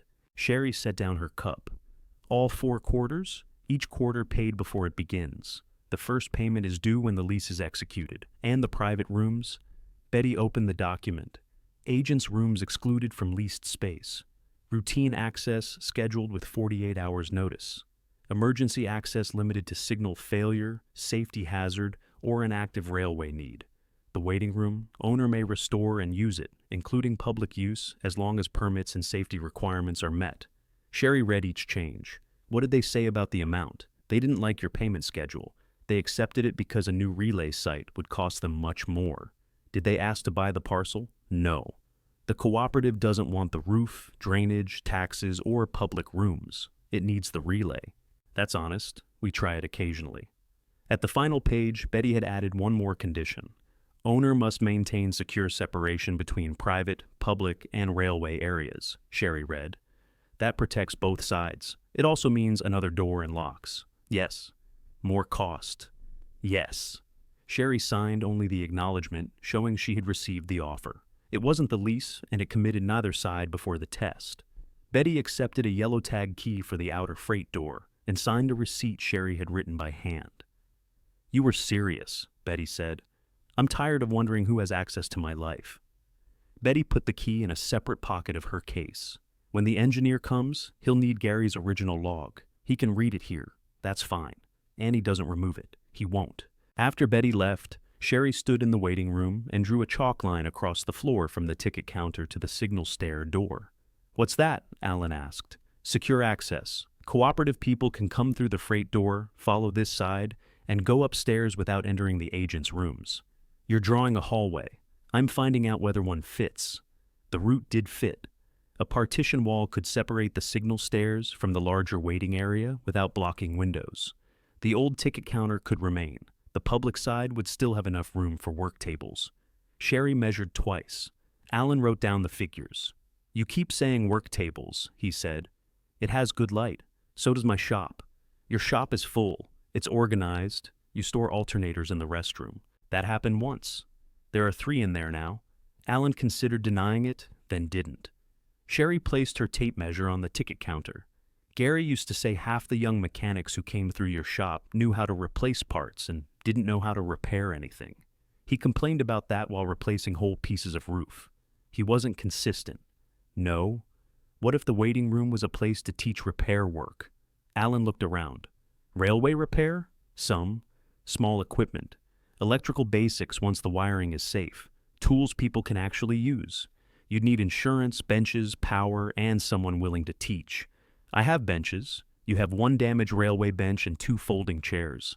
It's a beginning. Alan walked the chalk route, checking the space on both sides. I could teach 2 mornings a week. Sherry looked at him. If the shop stays quiet, he added. Your shop is never quiet. Then evenings? Paid. We haven't made any money. If this works, paid. Alan looked toward the signal stairs. If it works. That afternoon, Sherry submitted a repair application at the town office. It covered replacement of damaged waiting room boards, a partition protecting railway access, safe wiring for the public room, and repairs to the agent's rooms. She attached the roof completion form, drainage photographs, and a floor sketch. The clerk checked the parcel number against the recorded owner. This transferred recently, she said. Yes. We may need an inspection before public use. I'm not asking to open to the public yet. I'm asking to repair it. The clerk stamped the application. Post this at the main entrance. Don't cover it until review is complete. Sherry carried the orange notice back to Copper Spur Road and fixed it inside the front window, where rain couldn't reach it. By evening, she and Alan had removed the first damaged floorboard near the west wall. The joist beneath it was stained but solid. They cut a replacement from salvaged lumber Alan stored behind his shop. The new board settled into place without rocking. Sherry drove in the final nail herself. It was only 1 board, but it changed the work from cleaning damage to building something. She stood on it, put her full weight down, and felt no movement. Outside, a car slowed. Kayla drove past the gate, stopped farther along the road, then reversed. She got out and walked to the front window. Sherry remained inside. Kayla read the orange repair notice. Her eyes moved over the owner's name, the proposed partition, and the reference to future public use. Then she photographed it. She called someone before returning to her car. Sherry didn't need to hear the call to know who answered. Kayla had found the part of the plan she could challenge without entering the gate. The call came at 9 the next morning. The town clerk spoke carefully. We've placed your repair application on temporary hold. Sherry stood in the waiting room with a pry bar in one hand. Alan had already lifted the next damaged floorboard. For what reason? We received a written statement from the estate executor. He says the parcel transfer may contain an error. What error? He didn't specify. The recorded deed has my name on it. I see that. Then why is my application on hold?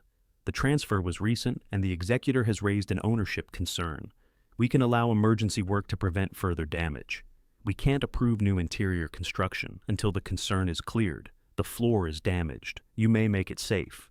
The partition and proposed public use will have to wait. How do I clear the concern?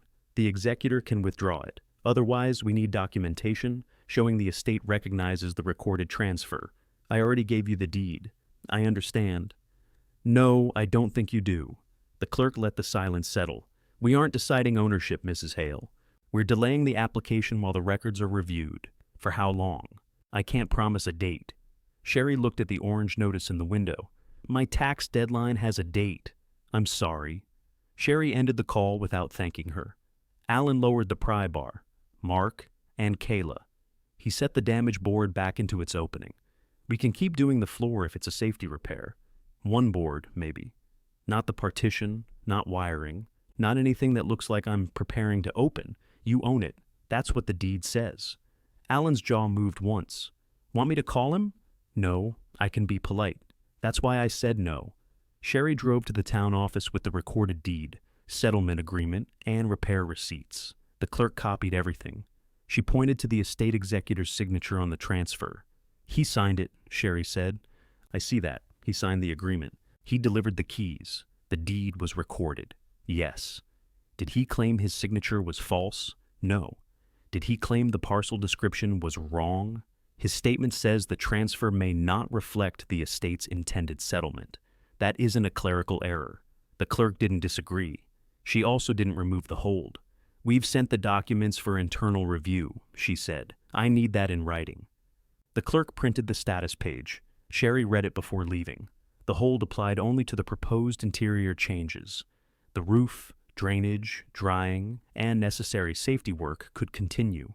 It was narrower than Kayla wanted, but wide enough to stop the waiting room from moving forward. When Sherry returned to Copper Spur Road, the orange notice had been marked with a white sticker. Review pending.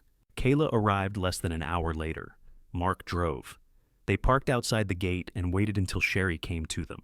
Mark carried a folder. Kayla wore the expression she used when presenting a property offer. Pleasant from a distance and a hard at the edges. We'd like to talk inside, Mark said.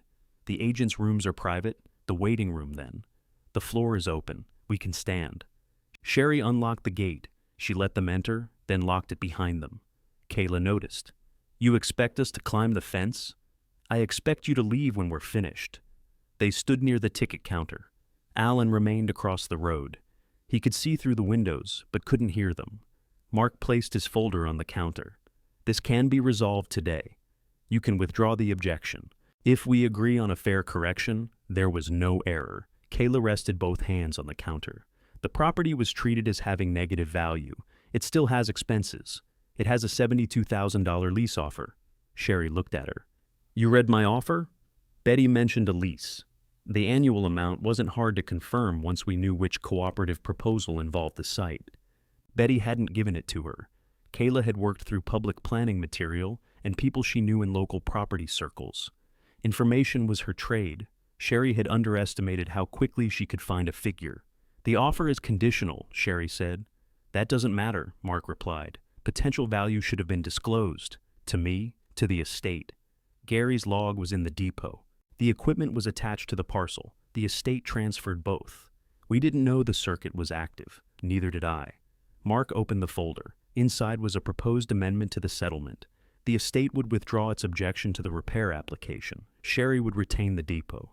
Lease income would be divided, half to Sherry and half to Mark and Kayla through the estate. Sherry read the first page. Half. That recognizes your repair costs, Mark said. With my half, we could allow you to recover documented expenses before distribution begins. Allow me. Kayla spoke more gently. This is Dad's work. He maintained the equipment for years. And you sold his equipment before I could ask what he was doing. That has nothing to do with the relay. It tells me what you value. Mark pushed the amendment closer. You get the property, your repairs back, and half the income. That's more than you had a month ago. So is the flooded floor. Don't do that. Do what? Turn every practical conversation into an accusation. Sherry closed the folder. You told the town the transfer was a mistake. It may have been. What fact was entered incorrectly? Mark glanced at Kayla. The valuation was incomplete, Kayla said. That wasn't my question. The estate couldn't make an informed transfer without knowing about the commercial use. The estate decided it knew enough when the costs belonged to me. Kayla's pleasant expression disappeared. If the transfer is challenged, the cooperative won't sign anything until it's resolved. You can't pay the tax bill without the lease. We're offering a way to avoid that. There it was. Not a false signature, not a mistaken parcel number, and not a missing page. Their strongest position was the deadline. They didn't need to prove the depot belonged to them. If they could keep it uncertain long enough for Sherry to run out of money. Sherry handed the folder back. No, Mark didn't take it. You're risking the entire site over a percentage. You're holding up repairs over money you gave away. We gave you the property. You made me release every other claim to take it. Kayla stepped closer. You would have spent years fighting over the house and accounts. We gave you a clean exit. You gave me what you thought would cost more to demolish than it could ever earn. And now it may earn because Dad preserved it. Then perhaps you should have listened when he was alive. The words landed harder than Sherry intended. Mark looked away first. Gary had tried to talk to Mark about maintenance more than once. Mark always had a reason to leave. Kayla had visited the depot only when she needed measurements for her development plan. Sherry had failed to ask harder, but she had at least come after Gary died and put her hands into the water. Mark picked up the folder. If you change your mind, call by Monday. What happens Monday? We decide what steps the estate takes next. You already signed the transfer, and you already signed a settlement based on the estate information available. Sherry opened the gate. They left without another word. Betty called that afternoon. I heard about the ownership objection, she said. From Kayla? From one of our board members who heard it through a planning contact. Is the offer withdrawn? No, it's paused. Sherry sat on the new floorboard. The test? Christopher is still scheduled. But the cooperative won't execute a lease while the executor claims the deed doesn't reflect the settlement. He signed it. I know. Then what does the cooperative need? A result that can survive questions. The equipment numbers, parcel description, and operating response all need to line up. If Mark continues objecting after that, the board may still require him to state the basis in writing. He already sent something to the town. His letter doesn't identify an error. I know. Betty paused.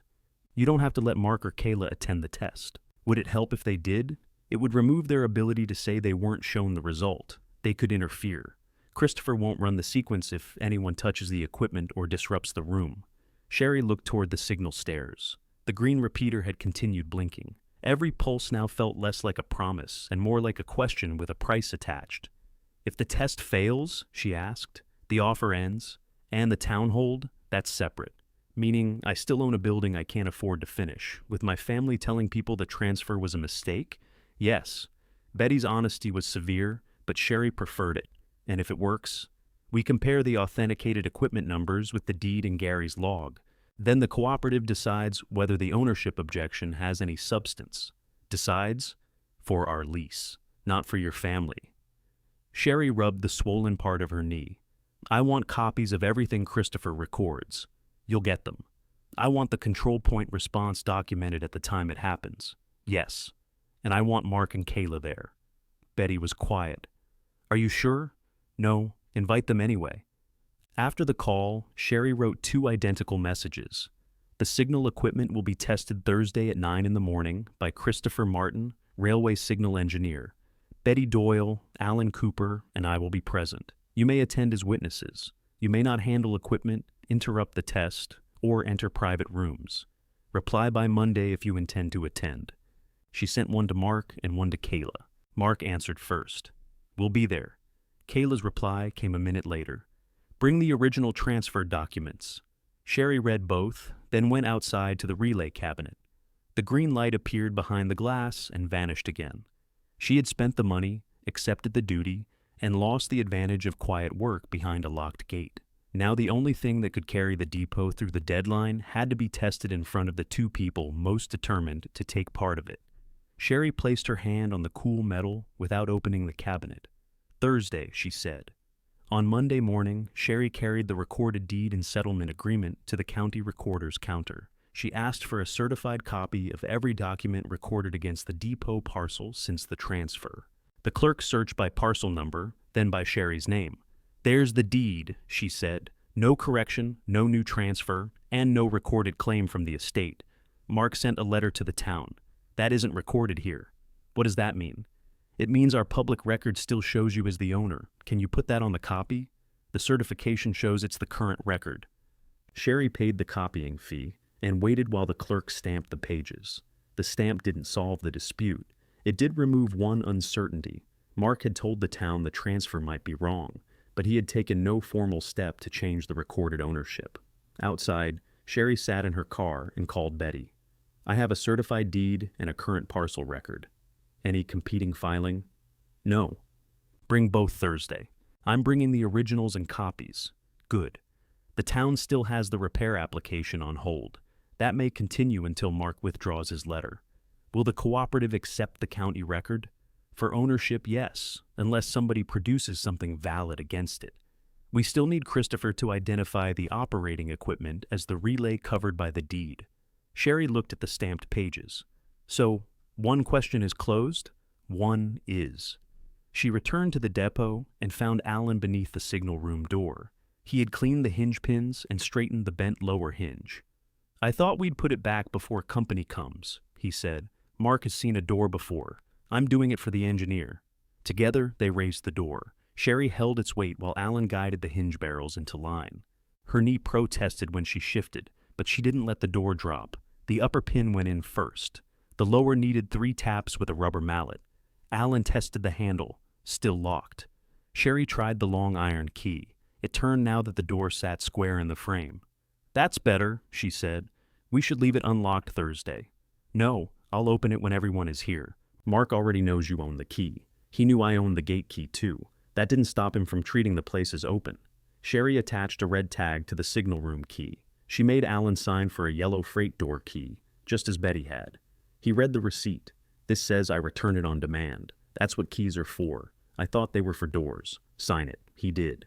They spent the afternoon preparing the route to the stairs. The waiting room boards nearest the west wall remained open because of the permit hold, so Alan laid 2 wide sheets of plywood over the gaps. Sherry marked the safe route with strips of yellow tape. In the freight room, a shallow service trench still held muddy water beneath its metal cover. The main floor was dry, but the depot hadn't lost the smell of the flood. Damp wood and silt remained in every lower corner. Sherry set 5 folding chairs beside the ticket counter. She counted again. 6, she said. "Christopher won't sit during the test. He may sit before it." Alan brought another chair. Betty arrived with the cooperative equipment inventory and an old junction plan. The plan showed the signal room, outside cabinet, underground cable route, and numbered relay group. Sherry placed her survey beside it. The underground cable crossed the depot parcel from the track boundary to the exterior cabinet. A second line entered the signal room beneath the stair wall. The locations matched Gary's drainage drawing closely enough that he had clearly worked around both. "Could the active line belong to the railway instead of the parcel?" Sherry asked. "The network supplies the signal current," Betty said. "That doesn't decide ownership of the relay site. The cabinet, room equipment, and fixed circuit here are part of the site described in your deed. Christopher has to confirm which equipment is active." "Yes." Sherry studied the numbers on Betty's plan. One was printed beside the exterior cabinet. The same number appeared throughout Gary's log. They went outside. The identification plate could be seen through the cabinet window if the light struck it correctly. Alan held a flashlight against the glass while Betty read the digits aloud. Sherry checked each one against Gary's notebook. They matched. "That tells us Gary was logging this cabinet," Betty said. "Not one somewhere else." "Correct. And it's physically on my parcel, according to both surveys." The green indicator blinked beside the plate. Sherry wrote the time in her notebook. "What still isn't proven?" Alan asked. "That this cabinet communicates through the board upstairs," Betty said. "A live incoming feed isn't enough. Christopher has to trace it, then send the test sequence." Alan looked through the glass. "What happens if he opens that and finds half the relays gone? The test fails. What if Gary bypassed something? Christopher records it. What if it works but the number on the operating relay differs from the deed inventory? Then we stop and determine what the lease actually covers." Sherry closed her notebook. "No guesses Thursday." "No guesses," Betty agreed. They returned to the waiting room. Betty removed a draft statement from her case.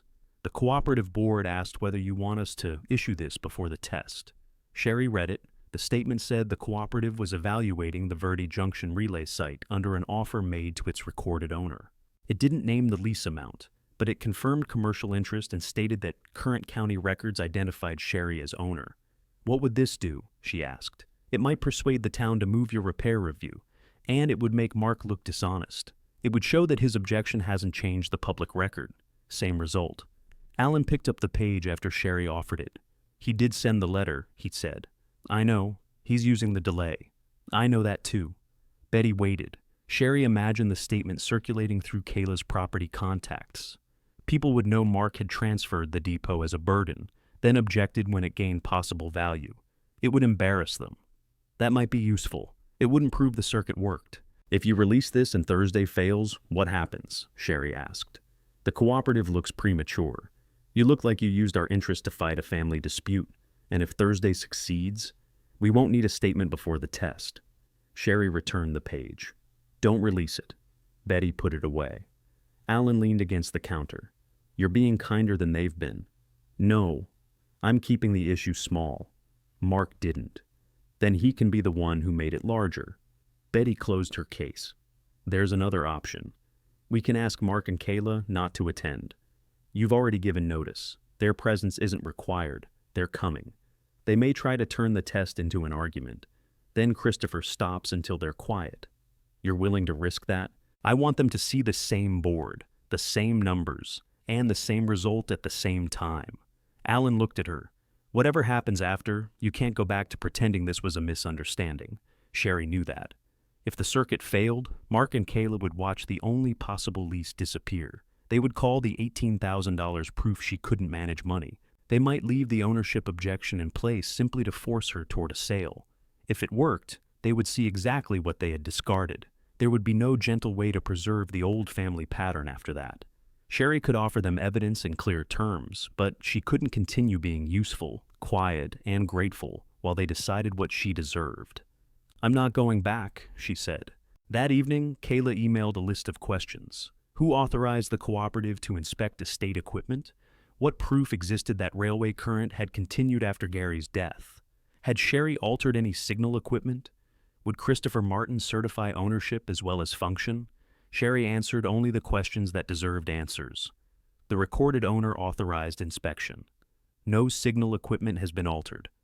Christopher Martin will authenticate the circuit and equipment. County records establish current ownership. She attached the certified deed and the signed transfer page. She sent the same message to Mark, Betty, and Kayla, so nobody received a private version. Mark replied 10 minutes later.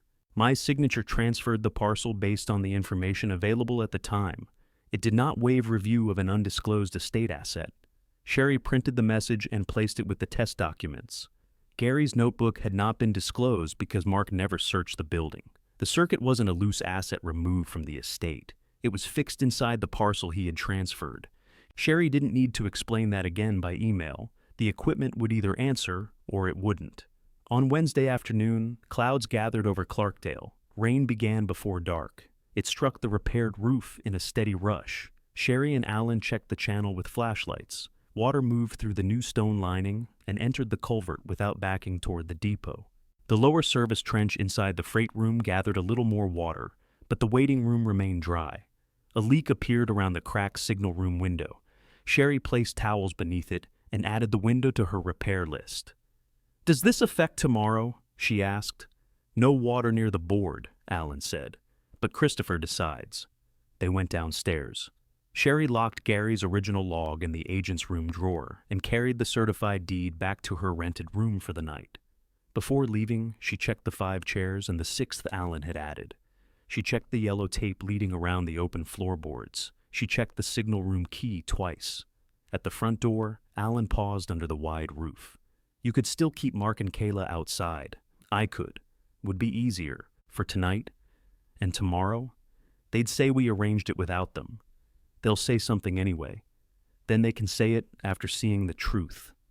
Rain ran from the repaired gutters into the open channel. Across the wet yard, the green repeater blinked on schedule. Sherry locked the front door and slipped the iron keyring into her coat pocket. By inviting Mark and Kayla, she had given up the last chance to protect the relationship with silence. Whatever the signal room showed in the morning would become part of the family from then on. At 8:45 Thursday morning, Sherry unlocked the gate. Rainwater still moved through the channel, but it stayed below the stone edges. The plywood path inside the waiting room was dry. Muddy water remained beneath the freight room service cover, and towels lay under the signal room window. Alan arrived first. Betty came next with the revised lease and equipment binder. Mark and Kayla pulled in together at 8:58. Christopher Martin's truck stopped behind them. He stepped out carrying a hard equipment case and a smaller bag. At 52, he had the calm, reserved manner of someone who knew people watched more closely when they didn't understand his work. "Mrs. Hale?" he asked. "Sherry. I'm Christopher Martin. Before we enter, I need to know whether anyone has opened the exterior cabinet since the indicator appeared." "No," Sherry said. "Has anyone operated the signal board? I tried the wall switches before we knew the separate circuit might be active. Nothing happened. Nobody touched the board after Betty came. Any electrical work in the building? No. Roof and plumbing only. Good." Mark took his folder from the truck. "I need it noted that the estate hasn't accepted her ownership claim over the signal equipment." Christopher looked at him. "I'm here to identify and test equipment. I don't decide property ownership. Then your report needs to say that. It will say exactly what I tested, where it was located, and what happened." Kayla held up her phone. "Can I record? If you remain behind me and don't use the light." Betty opened the cooperative binder on the hood of her car. Christopher checked the old junction plan, Gary's equipment entries, and the numbers Betty expected to find. He turned to Sherry. "Do you authorize me to open the cabinet and signal room?" "Yes." "Do you authorize the test connection with the cooperative control point?" "Yes." Mark spoke before Christopher could continue. "She may not have authority to authorize any of this." Sherry removed the certified deed from her folder. "The county record names me as owner. You signed the transfer. I signed a transfer of the depot parcel, as it was valued at the time. You can explain that after the test. It matters before the test." Christopher closed his equipment case without opening it. "If there is an active legal order preventing access, show it to me now." Mark had no order. He had an objection letter, an email, and the settlement amendment Sherry had refused. "There's a pending estate review," he said. "Is there an order preventing the recorded owner from accessing the equipment?" "No." "Then I can proceed with her authorization. My report won't determine who receives lease income." Mark looked toward Betty. "The cooperative should wait until the transfer dispute is resolved." Betty held the revised lease against her side. "The cooperative will act on recorded ownership and authenticated equipment. If you have a valid competing document, provide it. You know we didn't transfer a working relay site intentionally." "You transferred the property description in Sherry's deed," Betty said. "I'm waiting to see what equipment that description covers." Kayla stepped between them. "The whole assumption is wrong. That building has no electric service. The town records show it was disconnected." Sherry waited. Kayla continued, speaking toward Christopher's phone as though the recording itself might later agree with her. "A blinking light outside doesn't make the signal room operational. It could be stray current or a temporary feed. The interior board has been dead for years." Mark nodded. "The estate transferred abandoned fixtures inside a powerless building. If somebody now claims a separate working asset was included, that requires correction. Neither of them had known enough to say those things a week earlier. Now they had built the version they needed. The depot was dead when they gave it away. If anything inside proved alive, it had to be separate from the gift." Christopher picked up his cases. "Let's identify what is physically here." They entered through the freight door. The smell of damp timber rose from the service trench. Kayla stepped around it and looked at the repaired channel through the open door. "You've changed the drainage," she said. "I repaired it," Sherry replied. "That could affect the equipment," Christopher answered without turning. "Dry equipment is generally preferred." Alan covered a smile with his hand. At the exterior cabinet, Sherry gave Christopher the unlabeled brass key. He checked the warning plate, put on insulated gloves, and turned the lock.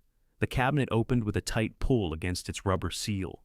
Inside were rows of compact relays, terminal strips, fuses, and 2 indicator units. The wiring was cleaner than the building around it. Gary had labeled several lines with dates and small white tags. Christopher placed his meter against designated test points. "There is an active railway feed," he said. "It's separate from ordinary building service." Kayla moved her phone closer. "Does that mean the signal room works?" "No, it means the feed reaches this cabinet." He read the identification plate aloud. Betty found the same number in her inventory. Sherry opened Gary's log to the matching entries. Christopher examined the maintenance dates and wire labels. "These entries correspond to this cabinet," he said. "The component positions and numbers match." Mark shifted his folder beneath one arm. Gary could have maintained the outside unit without the inside board working. Yes, Christopher said. That's why I'm testing both. He connected a temporary monitoring lead, but operated no relay.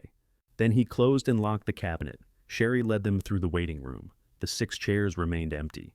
Nobody wanted to sit now. At the signal stairs, she unlocked the door herself. Christopher went first. Betty followed with the equipment binder. Sherry climbed behind her, using the rail when her knee tightened. Alan came next. Mark and Kayla followed last. The signal room felt smaller with 6 people inside. Rain had clouded the windows. Towels remained beneath the cracked one, but the control board and floor were dry. Christopher uncovered the board. Kayla's phone captured the dark indicator windows and worn switches. Before you touch anything, Mark said, I want it clear that this board was represented as non-working equipment. It was represented as fixed equipment in a building with disconnected ordinary service, Sherry said. That's the same thing? No, Betty said. It isn't. Christopher placed his case on the floor and removed a meter, insulated probes, and a test cable. He read the equipment plates one by one. Sherry checked Gary's log as he called them out. The first 3 matched. The 4th plate was partly hidden beneath old paint. Christopher cleaned it with a dry cloth. It matched too. Betty opened the junction plan.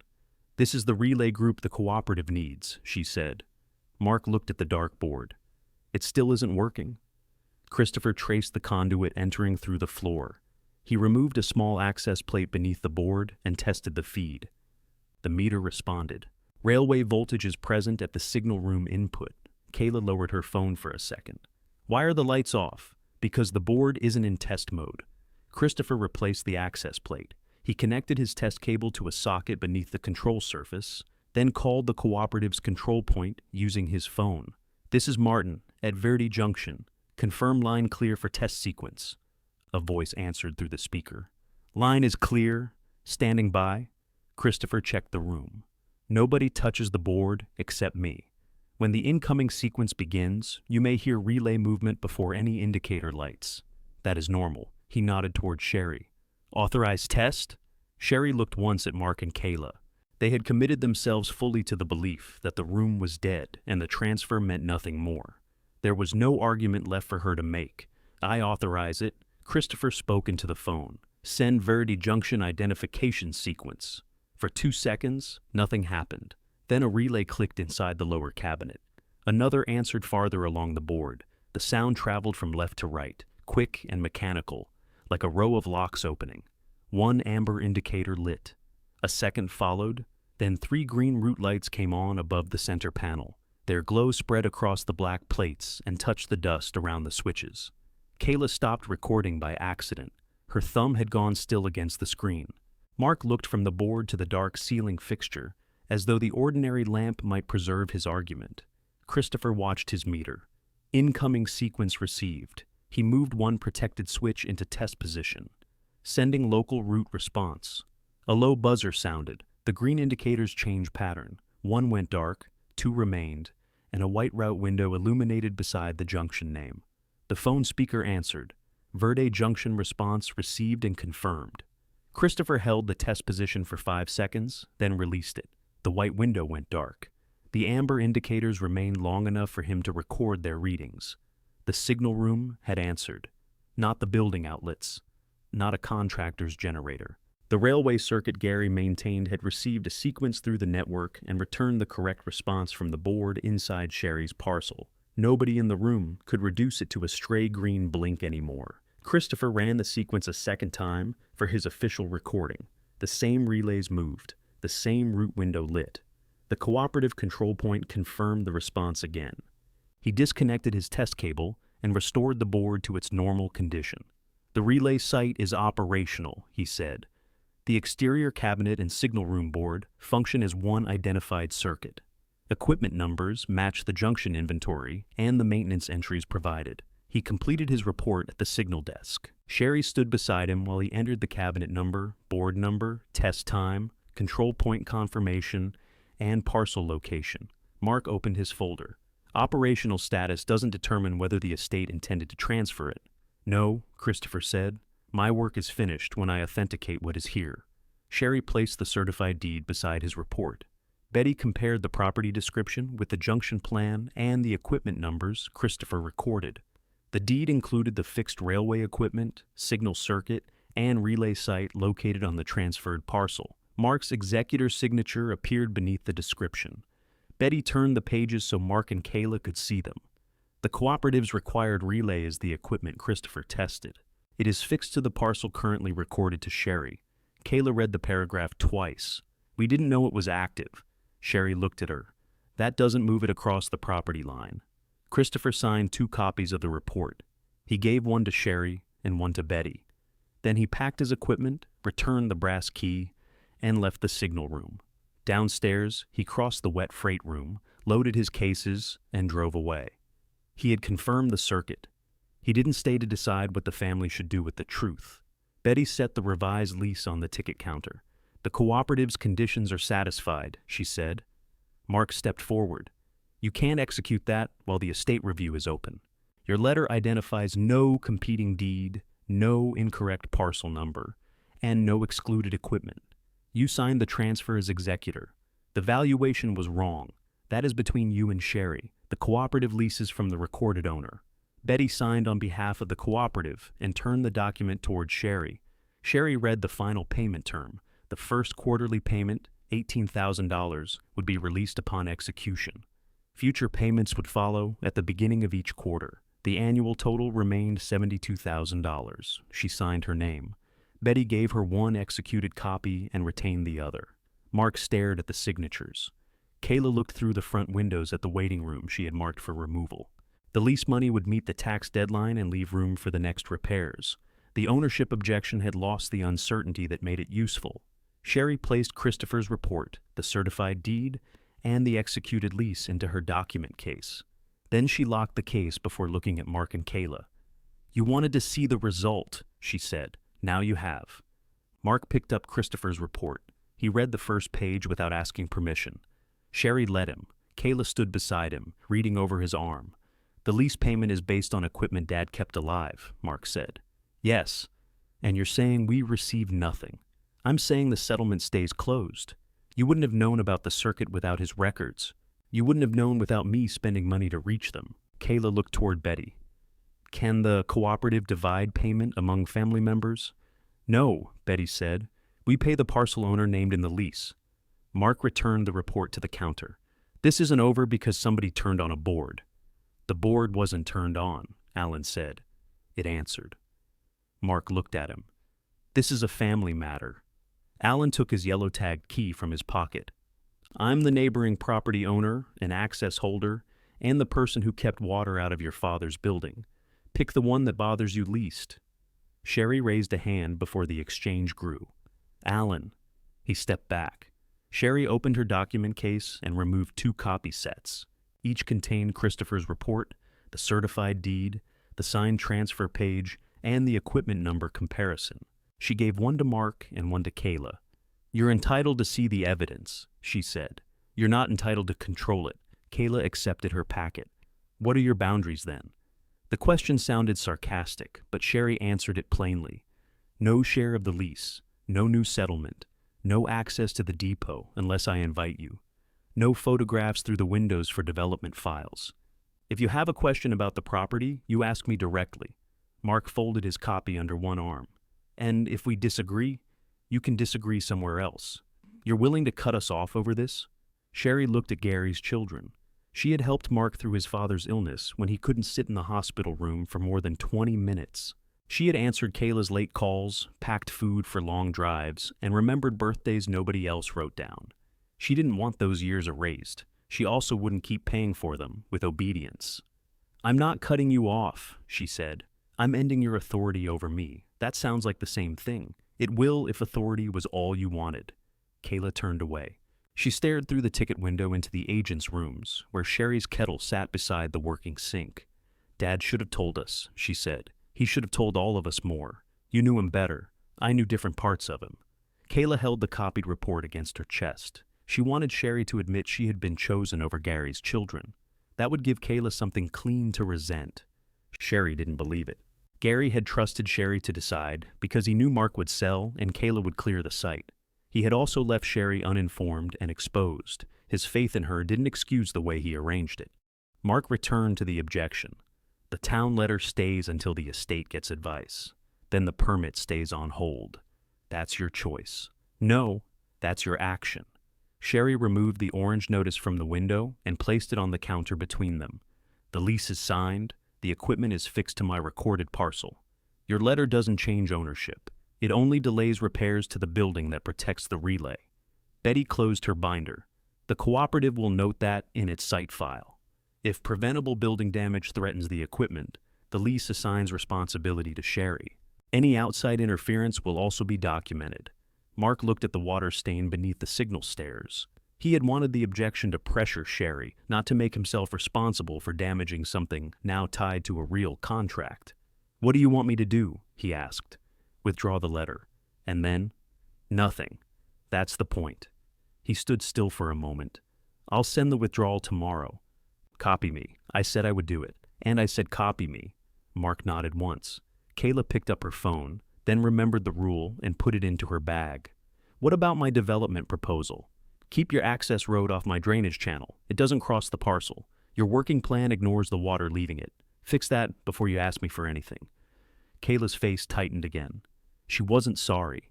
She was calculating how much redesign would cost and whether the depot's future public use might help or hurt her proposal. "I'll have the drainage line reviewed," she said. "Send me the revised plan if your work reaches my boundary. That isn't approval. No, it's a condition for a conversation." They left through the freight door. Sherry locked the gate behind them. Mark didn't turn around. Kayla did once, looking at the depot as though it had changed shape while she was upstairs. Betty packed the executed lease. "The first payment should arrive by tomorrow afternoon," she said. Should? Banks enjoy suspense. What does the cooperative need next? A permanent access schedule. Protective separation around the signal stairs. Window repair. After that, routine inspection every quarter. "I want emergency calls to come to me and Alan. I'll add both numbers. Mine first." Betty nodded. "Yours first." It was a small order of names, but Sherry noticed it. Alan carried the folding chairs into the agent's room. He left 2 in the waiting room. "You really want a written arrangement for me?" he asked. "Yes. For checking a ditch, for drainage, emergency access when I'm away, and teaching if the workshop opens." I said I'd help. I'm not building another place that runs on unpaid favors. Alan rubbed the back of his neck. "What would you pay?" "We'll decide after I know the repair budget." That sounds suspiciously like a negotiation. It is. He smiled. "All right." The first quarterly payment reached Sherry's account the following afternoon. She was standing at the public counter in the county tax office when the notice appeared on her phone. $18,000 paid by the Verde Valley Heritage Rail Cooperative. She didn't celebrate. She handed over the tax notice and paid the overdue amount in full. The clerk printed a receipt showing a zero balance. Sherry checked the parcel number twice, then placed the receipt in her document case. The money remaining from that first payment had work waiting for it.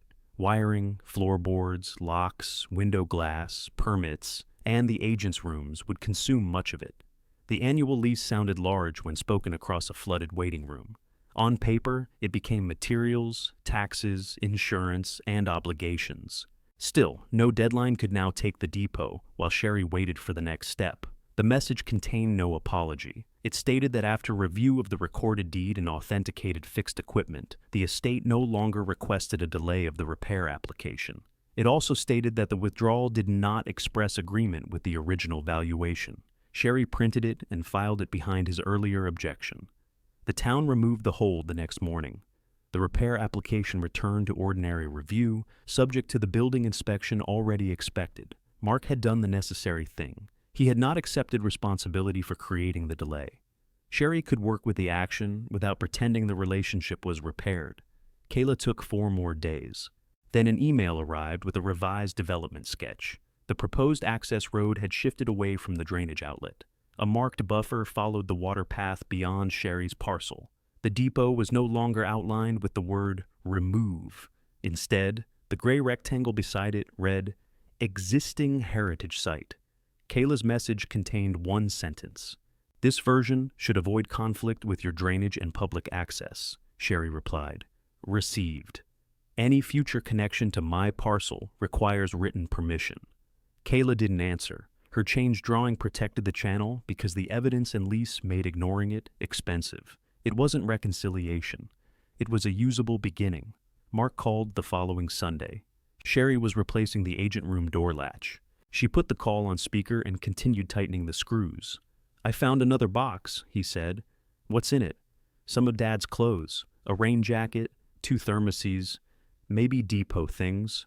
Don't throw them away." "I wasn't going to." "When can I collect it? I can bring it." Sherry stopped turning the screwdriver. Mark waited. Offering to bring the box cost him little, but it was the first time he had offered movement instead of assigning it to her. "Tuesday at 5, she said. "Call before you enter the gate." "Do I really need to call?" "Yes." "All right." He arrived Tuesday at 5, with the box in his arms. He called from outside the gate, even though Sherry stood where he could see her. She opened it.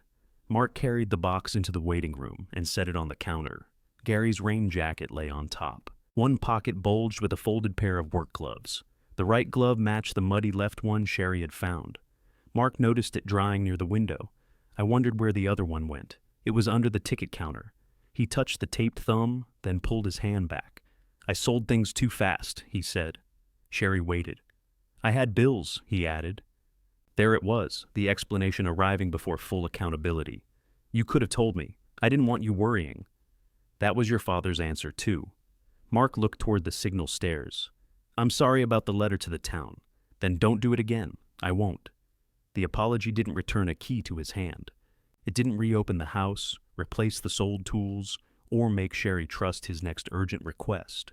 What mattered was whether he would keep calling from the gate and wait for permission.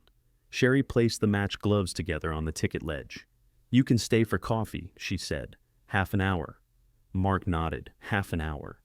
She didn't give him the comfortable chair in the agent's room.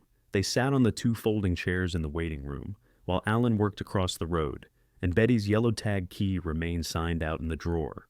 When Mark left, he carried the empty box with him. He called from the gate again the following week, before bringing a packet of photographs he thought belonged at the depot. Sherry opened the gate, accepted the packet, and kept the key in her own pocket. The photographs showed the depot before the flood damage, when the brick had been cleaner and the waiting room windows still carried cream-colored lettering. Sherry spread them across the ticket counter. One showed Gary on a ladder beside the signal room window. Alan stood below, holding a bucket. Betty was near the tracks with a radio clipped to her belt. Mark tapped the corner of the picture. "Dad looks younger there." "He was," Sherry said. "Do you want frames?" "Not yet. I want copies first. I can have them made. Bring me the receipt." Mark looked at her. "I'm paying for the copies," he said. All right, it was a small thing, but he had heard the instruction instead of treating it as rejection. He took the photographs and returned them 2 days later, in protective sleeves, with the receipt folded behind them. He called from the gate before entering. The town approved the interior repair work after inspecting the floor, repaired roof, and proposed separation around the signal stairs. A licensed electrician replaced the corroded building panel and ran new wiring through the waiting room and agents' rooms. He did not touch the railway circuit. That remained separate, labeled and locked behind the red tag door. When the electrician finished, Sherry stood beside the agent room switch. "Ready?" he asked. She turned it on. A plain ceiling lamp lit the sink, cupboard, and iron bed frame. The light wasn't dramatic. It was steady and ordinary, which was what she wanted. The signal board could guide a route through the junction. This lamp allowed her to see where she'd left her glasses. Sherry ended the room rental at the close of the week. She packed her clothes into 2 suitcases and carried the smaller one herself. Alan took the larger, along with the box of kitchen things Kayla had packed badly. "You could let me make 2 trips," he said. "You could stop trying to carry a box and suitcase together. We both have opinions. Mine comes with the key." In the agent's rooms, she put clean sheets on a narrow bed. She lined her pans inside the cupboard and set Gary's oatmeal bowl beside her own cup. His photograph went on the shelf above the small table, not because the room belonged to him, but because part of her life still did. The suitcases remained near the wall for 3 days.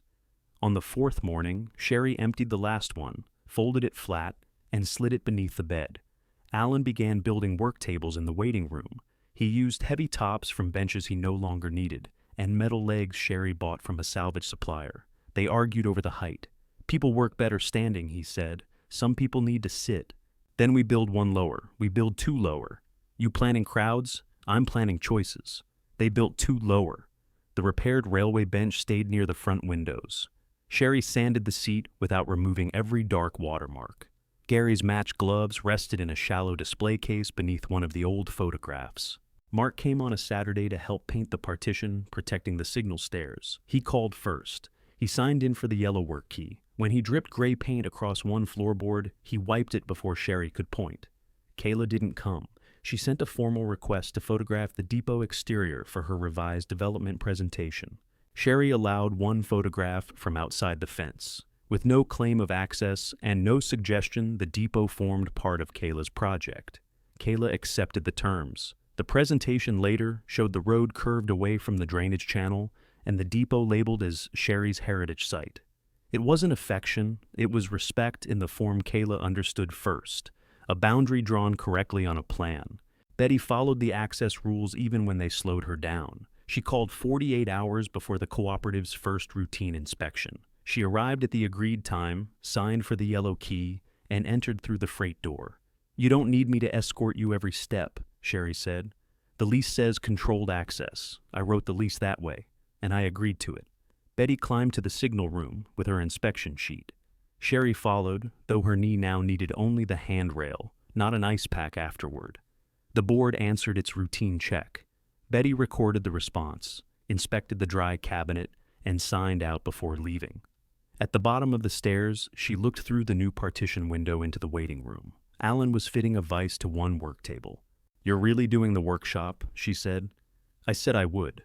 I've heard many people say that. Come back when the tables are full." The cooperative paid the next quarter before it began. Sherry used part of it for window repair, insurance, tools, and safe storage cabinets. She kept the rest against taxes and future roof work. The lease provided independence, but it also gave every dollar a job before it arrived. Alan signed his own agreement. It listed his access duties, drainage checks, emergency calls, teaching hours, and pay. He read the amount twice. "That's too much for checking water. It includes teaching. I haven't taught anyone yet. You will. What if nobody comes? Then I'll reduce your teaching hours." He signed quickly. They opened the workshop on a cool morning with the freight doors raised and the front lamps on. Sherry placed hand tools in outlined drawers so missing items were obvious. Alan set a small motor on the center bench and removed its cover. The first people arrived from repair shops, farms, and maintenance crews around the valley. They were adults who knew some things well and had gaps in other places. Alan showed them how to test before replacing. Sherry demonstrated how to prime a pump, clear a line, and listen for air where water should be. She didn't stand aside as the owner while Alan did the useful work. She kept the work schedule, taught beside him, and stopped one man from forcing a fitting that had been threaded wrong. "Back it out," she said. "It'll seat. It'll crack." He backed it out. The thread had crossed exactly where she said. At noon, Sherry opened the agent room door long enough to carry out a tray of sandwiches. Then she locked it again. Private remained private even on a welcoming day. The first passenger excursion came through later that season. The train stopped at the junction while the cooperative checked timing and platform access. Travelers entered the waiting room beneath the restored lettering. Some looked at the old photographs. Others watched Alan explain the relay diagram on a practice board that wasn't connected to the live system. Sherry welcomed them from behind the ticket counter. There were no tickets to sell at the depot yet, so she handed out workshop schedules and cups of coffee. Betty stood near the freight door with a radio. Wrote confirmed. She called. From upstairs came the quiet movement of relays doing the work Gary had kept possible. Mark arrived after the train left. He had misunderstood the time. In the past, Sherry would have delayed the whole morning to protect him from being late. "You missed it," she said. "I know. There'll be another run next month. Can I come? Call me that week." He nodded. Kayla came with him, though she stayed outside the gate until Sherry looked over. "I called Mark," Kayla said. "You call me when you want to enter." "I know. I should have." Sherry considered her, then opened the gate. Kayla carried no camera. She walked through the waiting room and studied the work tables, new partition, and photograph of Gary beside the signal window. "It doesn't look abandoned now," she said. "No, I was wrong about removing it." Sherry waited for more. None came. Your revised drainage plan is better, she said. We moved the grading too. That was necessary. I know. Kayla helped stack the coffee cups before leaving. It wasn't enough to restore trust, but she asked where each item belonged instead of deciding for herself. The first hard summer storm came from the southwest. Wind struck the depot windows, and rain covered Copper Spur Road in minutes. Alan crossed from his shop in a waterproof coat. Sherry met him beside the channel, with flashlights. Water rushed over the stone lining. Branches gathered near the upper bend. Alan reached for them, but Sherry was closer. She used a rake to pull them clear before silt could pack around them. The current rose, flattened, and passed through the culvert. No water reached Alan's side door. None crossed the depot steps. Mark called during the storm. Is the place flooding? No. You need help? Not tonight. All right. Call if that changes. He didn't come anyway. That mattered. Kayla sent a photograph from the development site. Water followed the revised swale and stayed outside Sherry's boundary. She added no explanation. Sherry saved the photograph with the drainage records. If stories about reclaiming dignity after family abandonment matter to you, subscribe and return for the next inheritance story. The rain continued after dark. Alan checked the culvert once more, then returned to his shop.